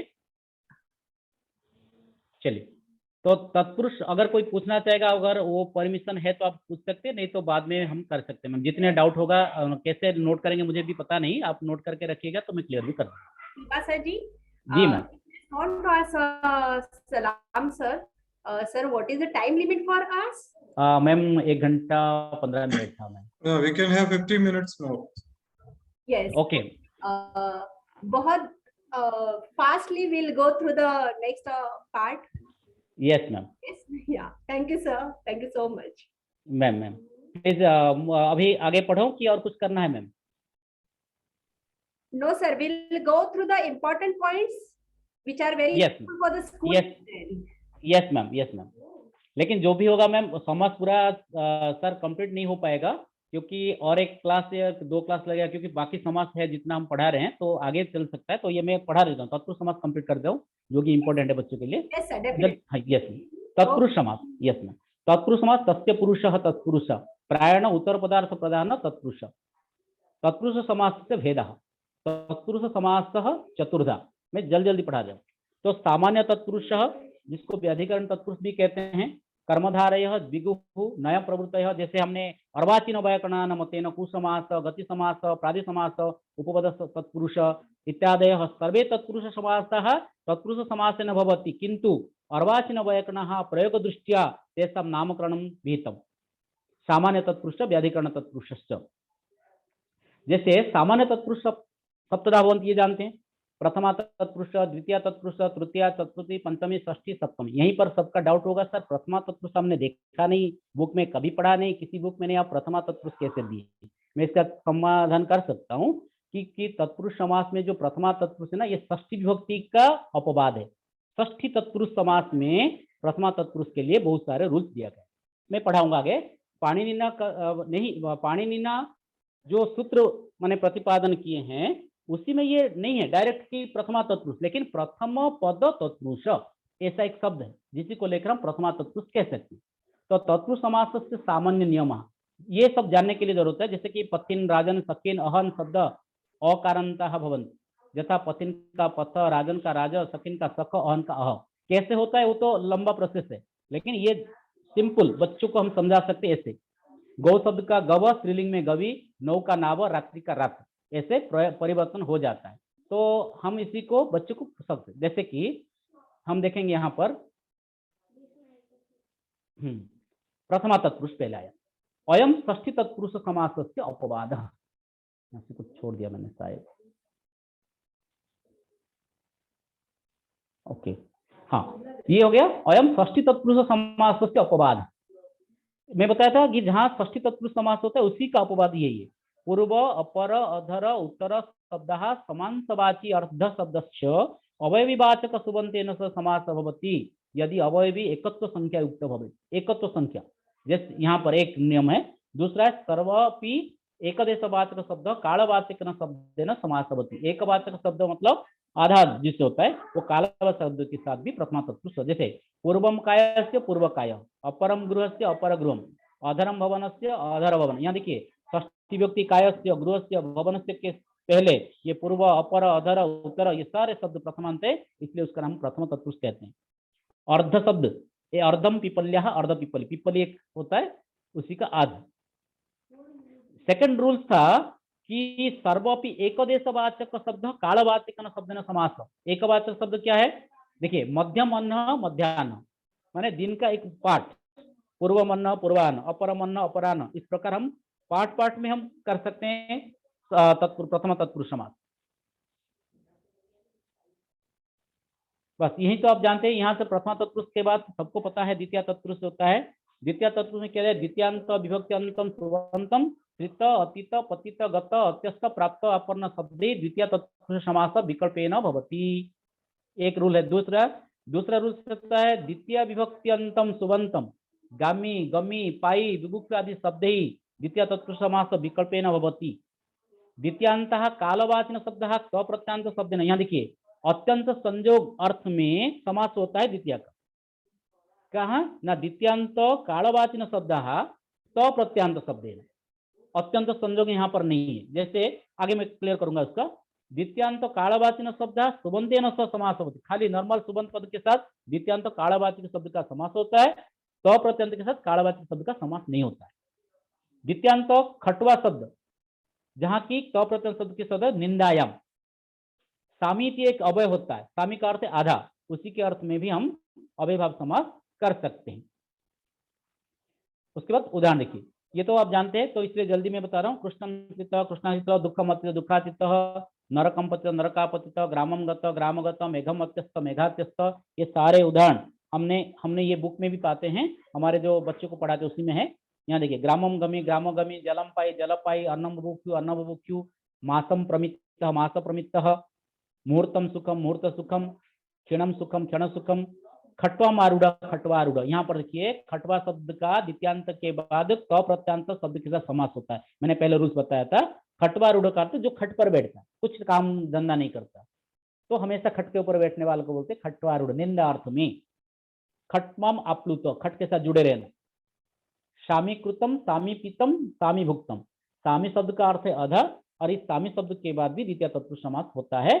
सामीकृतम आधा काम किया, सामीपितम आधा पानी पिया, सामीभुक्तम आधा खाना खाया, इस अर्थ में भी द्वितीय तत्पुरुष समास होता है। उसके बाद तृतीय तत्पुरुष। तृतीय तत्पुरुष में तृतीय विभक्त्यंतम सुबंतम तत्कृतेन गुणवचनेन अर्थेन च तृतीय तत्पुरुष समासः भवति। एक रूल। दूसरा मैं बता रहा हूँ, तृतीय विभक्ति रहेगा, उसके सुबंत पद, उसके बाद ये तत्कृतेन गुणवचन, उसका गुण वचन के साथ अर्थ शब्द का तृतीय तत्पुरुष समास होता है। दूसरा, पूर्व सदृश सम उन अर्थ कल निपुण मिश्र सख्न अवर शब्द के साथ भी तृतीय तत्पुरुष समास होता है। कर्तृ तृतीयांतम करण तृतीयांतम च। कर्तृ मतलब जहाँ कर्ता में तृतीय विभक्ति होता है, मया कृतम तेना गतम, ये कतु तृतीय। करण तृतीय का उदाहरण है कि कलमेन लिखति परशुना छिन्नति, इस अर्थ में करण तृतीय का भी तृतीय तत्पुरुष समास होता है। कर्तृ तृतीयांतम सुबंतम, करण तृतीयांत सुबंतम कृत्य ही प्रत्यय, कृत्य प्रत्यय, कृत्य प्रत्यय के साथ भी उसमें निंदा सूचक अर्थ में भी तृतीय तत्पुरुष समास होता है। व्यंजनवाची तृतीयांत पदम अर्णवाचिना सुबंतेन स तृतीय विभक्ति भवति। ये एग्जांपल में समझा दूंगा। मिश्रीकरणवाची तृतीयांतम भक्ष्यवाचिना सुबंतेन स तृतीय विभक्ति भवति। ये 6 रूल तृतीय तत्पुरुष में है। उसके बाद एग्जांपल यहाँ देखिए, संकुलया खंड, संकुला खंड। यहाँ जो तृतीय पहला रूल था कि तृतीय विभक्त्यंतम सुबंतम तत्कृतेन गुणवचनेन समस्यते, यहाँ पर हम उसी को ले सकते हैं। पहला संकुलया खंड, धान्येन अर्थ धान्यार्थ। तो संकुलया खंड इसमें जो दिया है गुणवचनेन, गुणवचन शब्द को क्यों हम लेंगे ना, गुणवचन शब्द का अर्थ अगर नहीं लेंगे तो हमारा क्या हो जाएगा यहाँ पर ना, जैसे कि अखना कारण, वहां पर भी हो जाएगा समास, इसलिए यहाँ पर गुणवचन शब्द का यूज किया गया है। मासेन पूर्व, मास पूर्व, संवत्सरेण पूर्व, संवत्सर पूर्व, मात्रा सदृश, मातृसदृश, पित्रा, ये सब सारे उदाहरण जो दिया, इस सारे एग्जाम्पल आपको मिल जाएंगे। ये भी आपको ग्रामर बुक में भी होगा, जो 9th-10th में हम पढ़ाते हैं इसमें, और रूल्स में बता रहा हूँ। उसके बाद अहिना हतः, ये हो गया आपका कर्तृ तृतीय। अहि शब्द साप, उसका तृतीय व्यक्ति साप, उसी का तृतीय व्यक्ति अहिना। हरिणा त्रात करण कर्तृ तृतीय का। तेन कृतम कर्तृ तृतीय का उदाहरण, नखे भिन्न, नख के द्वारा छीना गया, परशुना छिन्न, ये करण तृतीय का एग्जाम्पल। बातेन छेद्यम, बात छेद्यम, काकेन पेया, काक पेया। यहाँ पर देखिए, यहाँ पर एक बताना चाहूंगा मैं, जैसे काकेन पेया, काक पेया, यहाँ पर क्यों दिया गया ऐसा ना, काक पेया जल नहीं, ये निंदा अर्थ में आता है। कौवा जितना पानी पिएगा उतना पानी है, नदी को अगर कोई बोलेगा तो काकपेया, इस अर्थ में, निंदा अर्थ में। प्रकरांत में नदी के तट में रहने वाले कौवे आदि प्राणी पानी पी सकते, इसलिए काकपेया नदी, ऐसा होगा। लेकिन काकपेय का निंदा अर्थ में भी ऐसा होता है, इसलिए तृतीय तत्पुरुष होता है। फिर जो गुड़ेन मिश्रीकरण था, दधना ओदन, हाँ, दधी के साथ हम चावल को मिलाएंगे, दूध के साथ चावल को मिलाएंगे, तो मिश्रीकरण शब्द में तृतीय विभक्ति। यहाँ पर देखिए, ये तो हो गया चतुर्थ तत्पुरुष। चतुर्थी विभक्त्यंतम पदम तदर्थ अर्थ बड़ी हित सुख रक्त शब्द ही चतुर्थ तत्पुरुष समास भवति। ये हम जानते हैं। यहाँ पर देखिए तदर्थ, तदर्थ का अर्थ क्या होगा न, अर्थ शब्दे न चतुर्थ्यंतम नित्यम समास भवति, विशेषस्य जत लिंगम तत्लिंगम च भवति, नित्य समास तत् विग्रह वाक्य अर्थ शब्दस्य श्रवण न भवति। तदर्थ क्या ना, जो दिया है तदर्थ प्रकृति विकृति भावे एवं अयम तादर्थ्यन समासः। प्रकृति विकृति भाव जहां होगा तो वहां पर हमारे चतुर्थी तदर्थ्य अर्थ में करेंगे। तादर्थ्य जो है तदर्थ शब्द, अर्थ के साथ तो नित्य करेंगे, बलि का तो हो जाएगा, लेकिन यहाँ हम समझेंगे तदर्थ एंड अर्थ में डाउट होगा। अभी जो तदर्थ का मैं बता रहा हूँ उसमें प्रकृति विकृति भाव होना चाहिए। प्रकृति विकृति भाव कैसे करेंगे हम जानेंगे ना। देखिए हारा, 3 उदाहरण पाणिनि ने 3 उदाहरण दिया है। तो हाराय सुवर्णम, हार एंड सुवर्ण, सुवर्ण हो गया आपका प्रकृति, हार हो गया आपका विकृति। तो विकृति शब्द में चतुर्थ विभक्ति होगा, यानी सोना से हम हार बनाएंगे, अगर हार को फिर मोल्ड कर देंगे तो सोना बन जाएगा, इसको बोलते हैं प्रकृति विकृति भाव। हाराय सुवर्णम। युपाय दारू, युप शब्द क्या होता है, जब यज्ञ में, अभी तो और नहीं होता, यज्ञ में जब पशु जानवर को हम बलि चढ़ाते हैं, उसका गर्दन रखने के लिए वाई शेप का एक होता है, उसी को बोलते हैं दारू। दारू मतलब लकड़ी में बनेगा, इसलिए उपाय दारू, लकड़ी हो गया आपका दारू, दारू का प्रकृति, उप हो गया उसका विकृति। तो ये प्रकृति विकृति भाव होता है। अगर इसमें कोई बोलेगा अश्वघासः गुरु दक्षिणा इत्यादि षष्ठी विभक्ति, क्योंकि अश्वाय घासः अश्वघास आप समास प्रयोग कर नहीं सकते तादर्थ्य में। क्यों ना, अश्व के लिए घास जो है ना प्रकृति विकृति भाव नहीं है। यहाँ गुरु की दक्षिणा गुरु दक्षिणा, यहाँ पर भी प्रकृति विकृति भाव नहीं है, लेकिन संबंध षष्ठी में हम गुरु हो दक्षिणा गुरु दक्षिणा, अश्वस्य घास अश्वघास, ऐसे षष्ठी तत्पुरुष समास हम कर सकते, लेकिन चतुर्थी तत्पुरुष समास कर नहीं सकते। इसका अर्थ है तादर्थ्य। तादर्थ्य का अर्थ है प्रकृति विकृति भाव जहां होगा वहीं पर चतुर्थी तत्पुरुष समास हो। अर्थ शब्द के साथ हम नित्य समास करते हैं। अर्थ होगा, देखिए अर्थ कैसे करेंगे ना, ब्राह्मणाय अयम यम इदम, तीन शब्द लेंगे। ब्राह्मणाय अयम क्या होगा, ये किसी वस्तु को समझाएगा। अगर हम ब्राह्मण के लिए कुछ पुल्लिंग शब्द रखेंगे तो ब्राह्मणाय सुपह अगर देंगे तो ब्राह्मणाय अयम, तो ब्राह्मण अर्थ, अयम के लिए अर्थ, यम के लिए अर्था, इदम के लिए अर्थम, ऐसे हम बच्चों को पढ़ा देते। तो ब्राह्मणाय अयम ब्राह्मणार्थ, छात्राय यम छात्रार्थ, लेखनी होगा छात्राय यम लेखनी तो छात्रार्थ, देवाय इदम अगर पुष्प हम चढ़ाएंगे फूल नपुंसक, इसलिए देवाय इदम देवार्थम। ये अर्थ शब्द के साथ तृतीय तत्पुरुष तो है, चतुर्थ तत्पुरुष तो होता है, नित्य में उसका ऐसे भाव होता है। अर्थ शब्द का हम विग्रह वाक्य में प्रयोग नहीं करते हैं, लेकिन उसका ऐसे आता है अर्थ चतुर्थी अर्थ में। अर्थ शब्द हो गया। अर्थ शब्द क्यों नहीं आता है ना, नित्य समासत्वात् विग्रह वाक्ये अर्थ शब्द से श्रवणम न भवति। और बड़ी बड़ी हित सुख रखित आप चतुर्व्यक्ति कर सकते हो। भूतव्य बड़ी बड़ी का अर्थ यहाँ उच्छेद माने समर्पण करना, देना। गोभ्य हितम गोहितम, छात्रेभ्य हितम छात्र हितम, कोई भी लगा सकते हो। छात्रेभ्य सुखम गोभ्य रक्षितम, ये शब्द हम उसी को हम चतुर्थी तत्पुरुष समास में कर सकते हैं। फिर पंचमी तत्पुरुष, पंचमी तत्पुरुष समास में देखेंगे पंचमी विभक्ति अंतम सुबंतम, भय भित्त भित्ति भी शब्द ही समस्यते, पाणिनिना कृतम सूत्रम पंचमी भयेन। लेकिन उसके साथ साथ वार्तिककार ने किया है कि भयवाचक शब्द के साथ जो होता है ना पंचमी, उसमें भी जोड़ दिए हैं पंचमी भय भीत भीति भी भीति वाच्यम, वार्तिककार ने दिया। इसलिए मैंने सबको मिला के सूत्र लिखा हूं, अर्थ लिखा हूं, भय भित्त भित्ति भी शब्द ही। ये शब्द अगर होंगे तो पूर्व पद में पंचम विभक्ति होगा, विग्रहवाच्य हम बच्चों को समझा सकते हैं। पंचमी विभक्ति अंतम सुबंतम, अपेत अपोढ़ मुक्त पतित अपत्रस्त शब्द ही समस्यते। पहला शब्द पंचमी विभक्ति, बाद में ये शब्द रहेगा अपेत अपोढ़, अपोढ़ मतलब पोढ़, पोढ़ का अर्थ कैसे, अप उपसर्ग पूर्व को ऊह धातु, ऊह का अर्थ है पक्षीय तर्क, अपोह का अर्थ है विपक्षीय तर्क।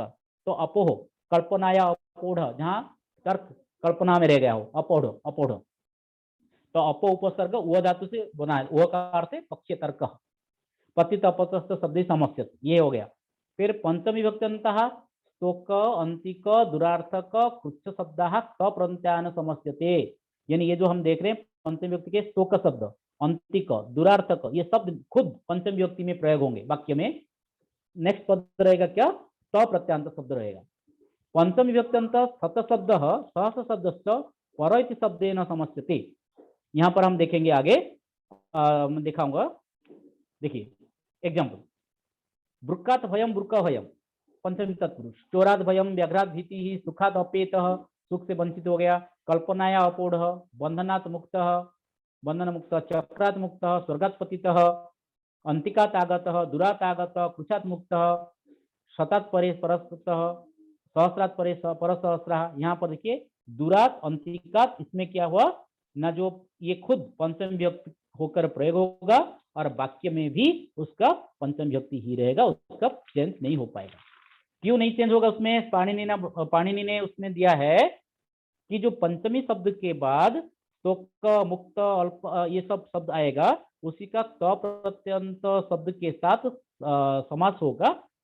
तो इसमें जो सुपधातु प्रातिपदिकयो हो, एक सूत्र होता है कि विभक्ति लोप करने के लिए, वो विभक्ति लोप यहाँ पर नहीं हो सकता, इसलिए पंचम्याः स्तोकादिभ्यः से निषेध किया गया। पाणिनिना निषेधम कृतम अत्र विभक्ति लोप, तो उसमें पंचम्याः स्तोकादिभ्यः सूत्र से यहाँ पर पंचम विभक्ति का लोप नहीं हो पा रहा है, इसलिए वो खुद पंचम विभक्ति में रह। जैसे स्तोकात युक्त मुक्त तो था, म आया पंचमी वर्ण हो गया उसमें अनुनासिक, तो म के कारण तो का भी न हो गया, स्तोकान मुक्त।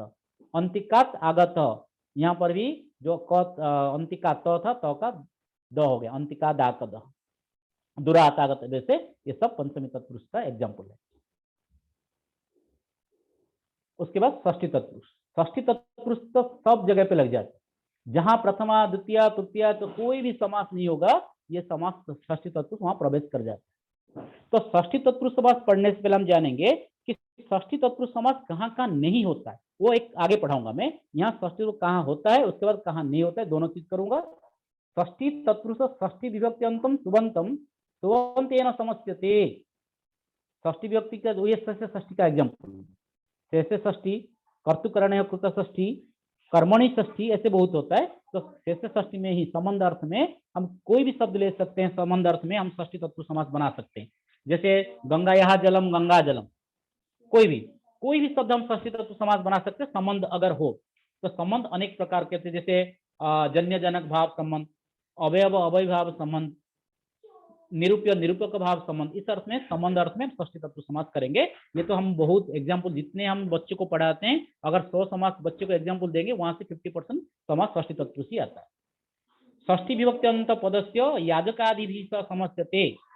याजकादि मतलब यहाँ पर एक याजक का एक गण होता है, गण पाठ होता है। जैसे उसमें याजक शब्द में बहुत सारे शब्द है, याजक, पूजक, परिचारक, परिवेशक, स्नातक, अध्यापक, परिगणक, रथगणक, शत्रु, पत्रु, उत्पादक, ये सारे शब्द उसमें आता है, वहां षष्ठी विभक्ति होगा। ये क्यों मैं बता रहा हूँ ना, आगे आएगा कि अक प्रत्यांत शब्द के साथ षष्ठी तत्पुरुष समास कर नहीं सकते, लेकिन याजक गद में अगर अक प्रत्यांत तो हो सकता है। मैं आगे डिफरेंस आपको बताऊंगा।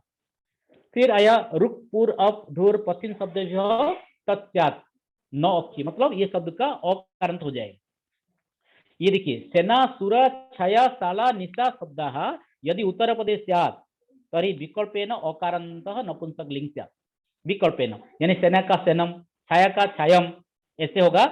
हाँ, तो उसी में हम करेंगे षष्ठी तत्पुरुष का पूर्व पदस्य राजन शब्दम विहाय, अगर राज शब्द पहले है, राजन शब्द को छोड़कर उसका इतने सारे प्रजा, नृपति, भूपति, जितने सारे प्रजा शब्द, रक्ष शब्द, पिशाच शब्द, पशु शब्द, इसमें क्या होगा, सभा शब्द के साथ समास होगा तो भी सभम हो जाएगा, नपुंसकलिंग।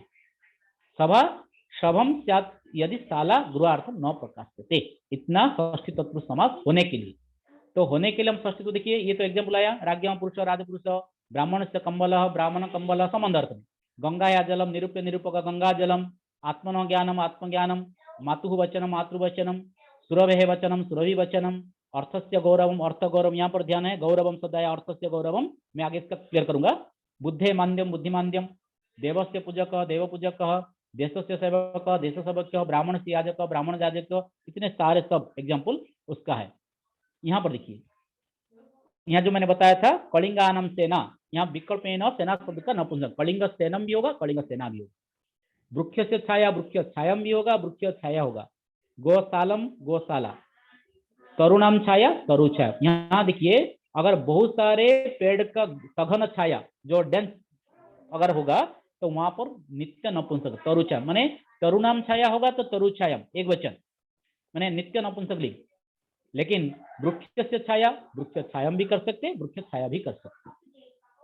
उसके बाद नृपते सभा, नृपति सभम, राक्षसम सभा, राक्षसभम, पिशाच सभम। इस प्रकार यहाँ पशु नाम के में गलत है, पिशाच सभम का लिख दिया यहाँ पर, गलत हो गया टाइप में। यहाँ पशु नाम सभम, पशु सभम, पिशाचा नाम सभम, पिशाच सभम होना चाहिए, एक दोनों वर्ड लिख दिया। अच्छा, ये दिया हूँ वैसे, पिशाच सभम भी कर सकते, पशु सभम भी हम कर सकते हैं।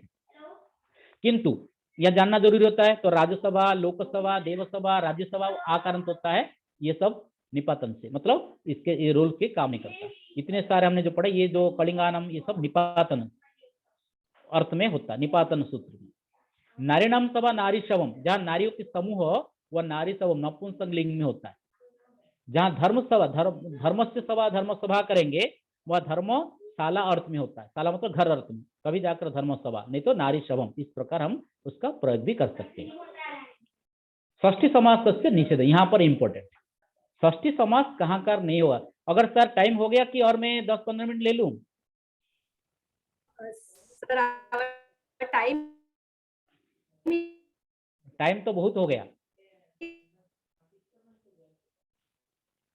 Sir, It's over we actually. can take questions from the But we'll audience. finish with the Saptami Tatpurush Samas, sir. Yes. Yes yes ma'am, ठीक ठीक हो जाएगा, मैं जल्दी 5 मिनट की कंप्लीट कर देता हूँ। तो प्रतिपद विधान षष्ठी न समस्यते।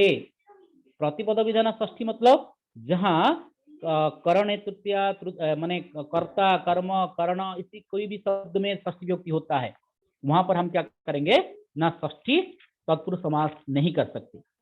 वो ये हो गया प्रतिपद विधान षष्ठी न समासिते, एक हो गया। तो निर्धारण षष्ठी भी नहीं कर सकते। निर्धारण अर्थ में जो होता है जाति गुण क्रिया संज्ञा भी समुदाय एक देशस्य पृथक्करणम निर्धारणम हम षष्ठी सप्तमी पढ़ते, जैसे नृणम नृषु व द्विजः श्रेष्ठः, गबम गोसु कृष्णा बहुकिरा, गच्छताम गच्छसु व धावन शीघ्रः, छात्राणाम छात्रेषु व मैत्रः व रामः उत्तमः। इस प्रकार जो निर्धारण ग्रुप से किसी को अलग करना निर्धारण होता है, तो ग्रुप के बाद हम षष्ठी सप्तमी विभक्ति करते थे, वहां पर भी हम निर्धारण अर्थ में षष्ठी तत्पुरुष समास नहीं कर सकते। जैसे पुरुषाणाम उत्तम वाक्य में प्रयोग राइट, पुरुषेषु उत्तम वो भी राइट, लेकिन पुरुषाणाम उत्तम पुरुषोत्तम षष्ठी तत्पुरुष समास नहीं हो सकता, पुरुषेषु उत्तम पुरुषोत्तम सप्तमी तत्पुरुष होगा, निर्धारण अर्थ में षष्ठी समास का नहीं है। और क्या दिया है ना पुराणाद्य अर्थ तदादिभ्यश्च षष्ठी न समस्यते, क्या क्या होगा ना पुराणार्थक पंचम षष्ठ सप्तम अष्टम ये पुराणार्थक, गुणवाचक शब्द, सुहित मतलब तृतीय अर्थ का शब्द, सत मतलब सत प्रत्यांत यानी शत्रुसानच, ये शब्द के साथ अव्यय पद के साथ सभ्य प्रत्यांत के साथ षष्ठी तत्पुरुष समास नहीं हो सकता। और के समानाधिकरण शब्द ही षष्ठी तत्पुरुष न समास्यते नहीं हो सकता। मैं आगे उसका एग्जांपल दिखाऊंगा आपको। इसमें देखिए पुराणार्थ में छात्राणाम पंचम, छात्रों का पंचम, छात्र पंचम समास नहीं कर सकते क्योंकि पंचम शब्द पूर्णवाचक है। शतम षष्ठ, सत शब्द भी जो षष्ठ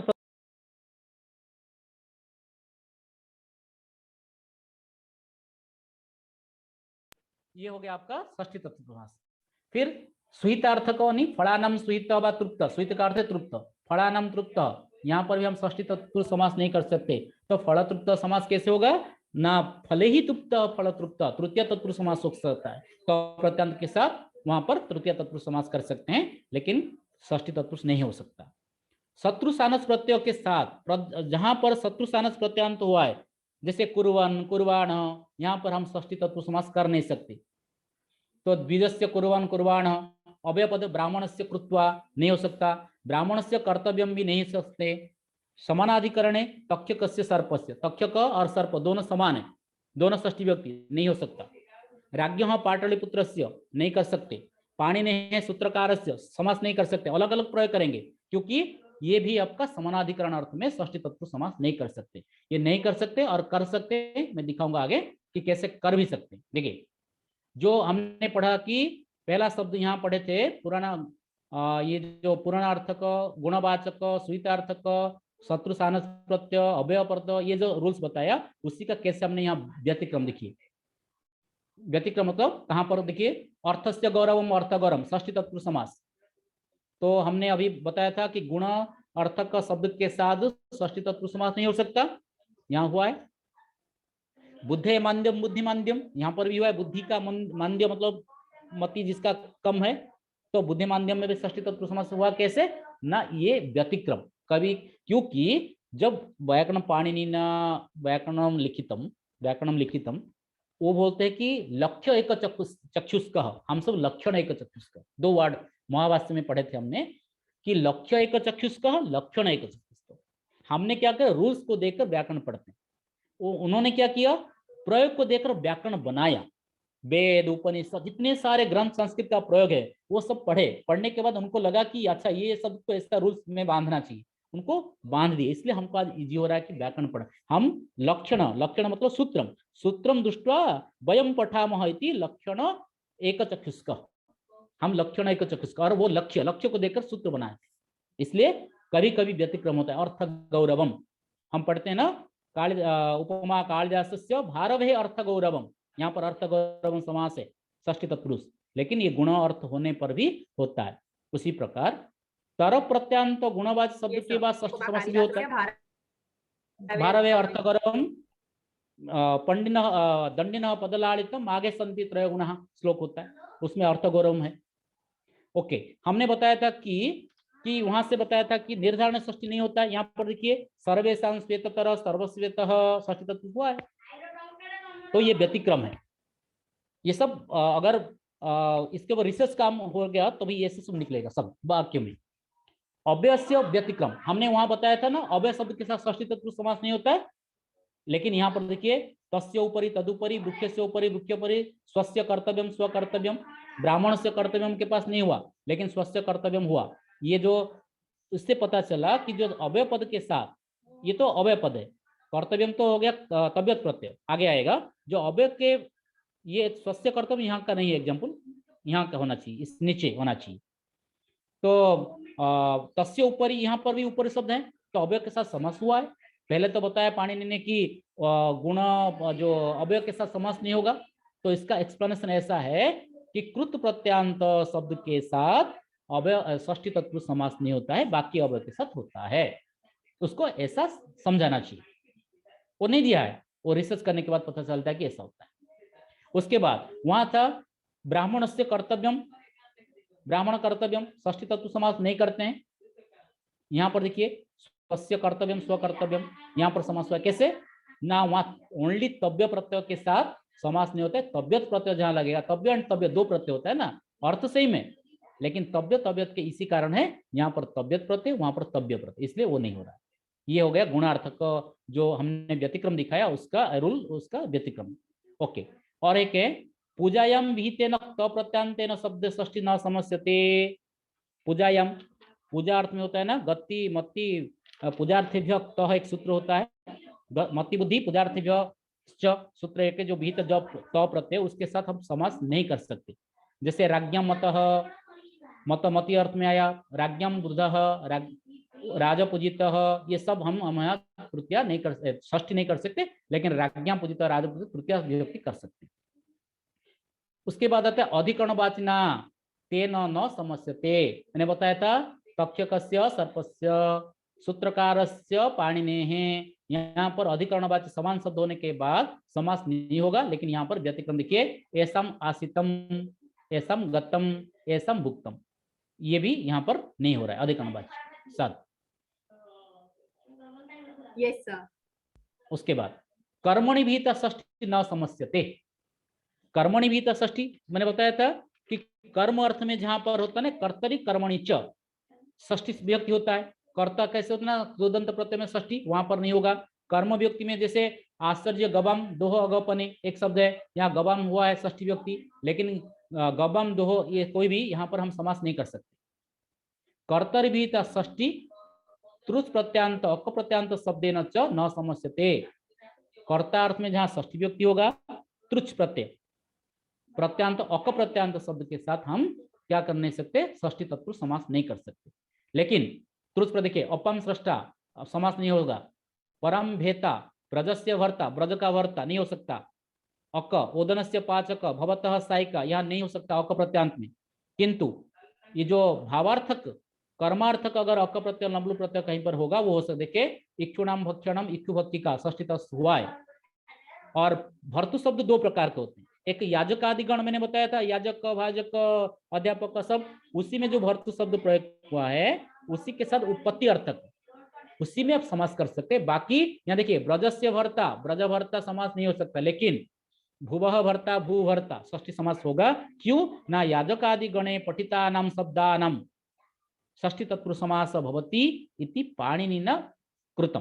तो भर्तु शब्द अस्य अर्थ पति, पति अर्थ का शब्द का भुवः पति, भू का पति, इस अर्थ में षष्ठी तत्पुरुष समास हुआ है। Okay sir. मैम उसके बाद सप्तमी तत्पुरुष लास्ट, तो सौंड धूर्त। Yes ma'am. Yes sir. हाँ, इसको कंटिन्यू करूं? Yes sir, will show the slides and will move ahead. Okay ठीक है मैम, ठीक है। We'll go for the next slides. Yes ma'am. Because we are going to send them all the PPTs. Yes. And it's Yes, a time over, no?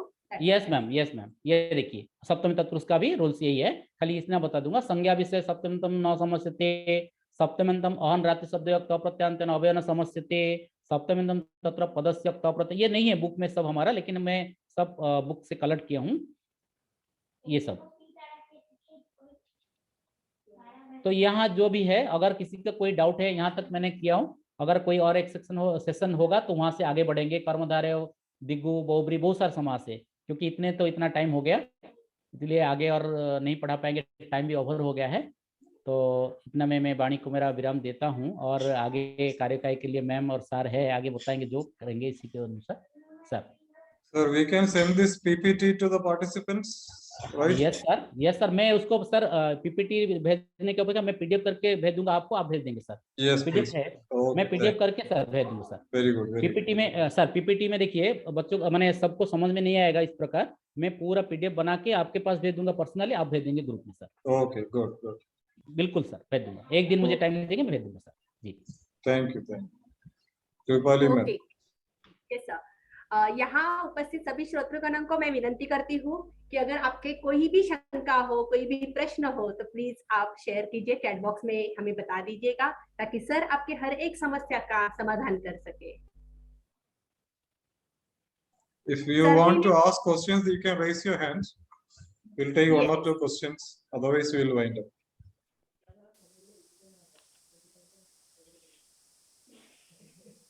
Sir Yes, जी ने Nara. हमें समाज के बारे में, समाज शब्द इसके बारे में भी सब जानकारी दी, समाज के कितने भेद है यह बताया, इसके और भी इसके सिवा पूर्व पद, उत्तर पद, जो हमें स्कूल के स्टूडेंट्स के लिए ज्यादातर इम्पोर्टेंट कंटेंट है, इसके बारे में भी सर ने हमें बताया है।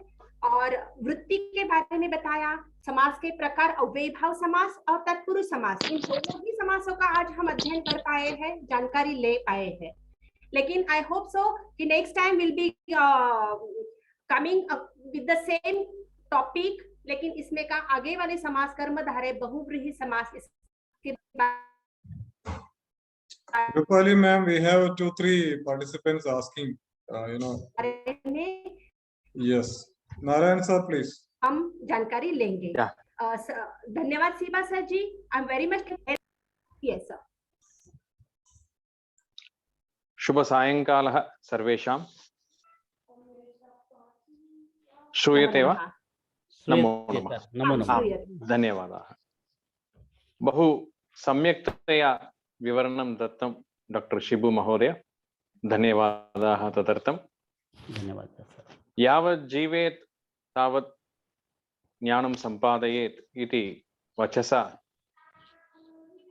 यद्यपि वयं पूर्वं पठितवन्तः, अद्य एक विषन् पुनरावृत्तिः इव भवतः पाठः आसीत्।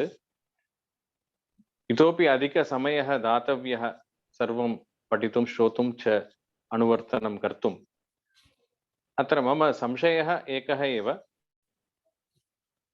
निश्चयम् अध्यापिकानां कृते बहु उपयोगाय अस्ति, परन्तु छात्राणां दृष्ट्या तेषां यद् आवश्यकं तत् वयं दातुं मार्गदर्शनं भवता किञ्चित् कृतम्।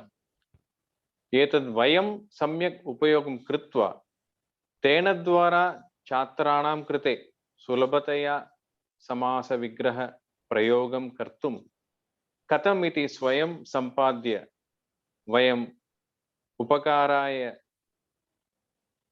भवामः।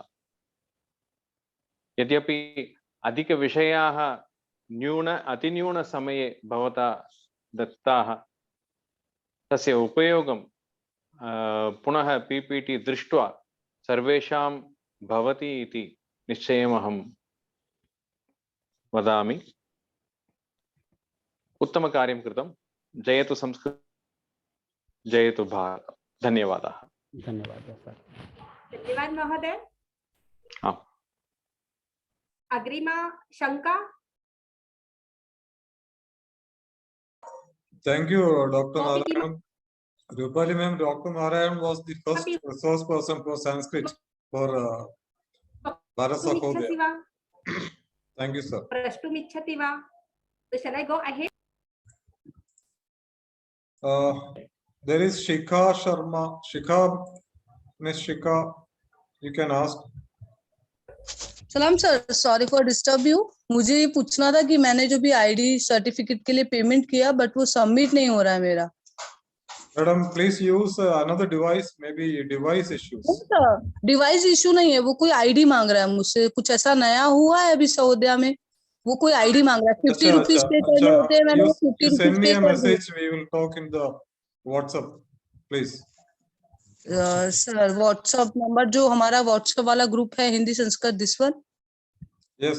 See. Okay okay, thank you sir. Sir मुझे लगता है शायद पेमेंट बढ़ गया है या मैंने कोई मेंबरशिप Rupali नहीं ma'am, please लिया। wind up. Okay, thank you sir, thank you. इसके बारे में हम समूह पे बात कर लेंगे। Now I go ahead. धन्यवाद शिवा सर जी, बहुत बहुत धन्यवाद। आपने आपके गहरे ज्ञान तथा अध्यापन अनुभव का पूर्णतः उपयोग करके हमें जानकारी देके उपकृत किया है। आपको बहुत धन्यवाद। थैंक यू डॉक्टर सलाम sir ji and Jayanti madam ji.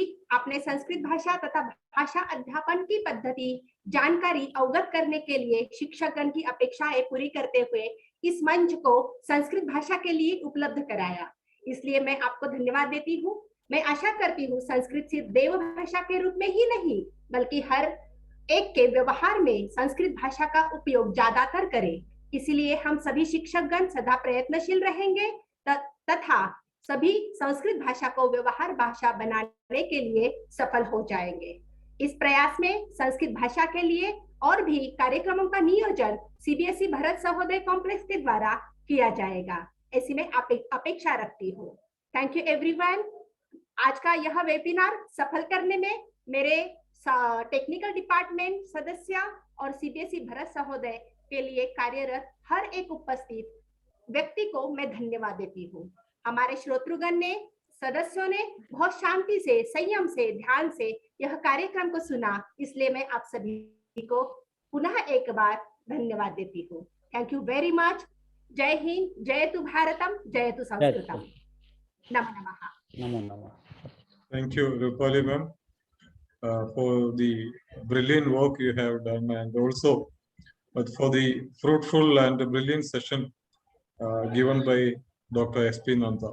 So thank you so much, sir. You have, prepared very well for the participants, and I understand that the Samas is a very long, lengthy topic.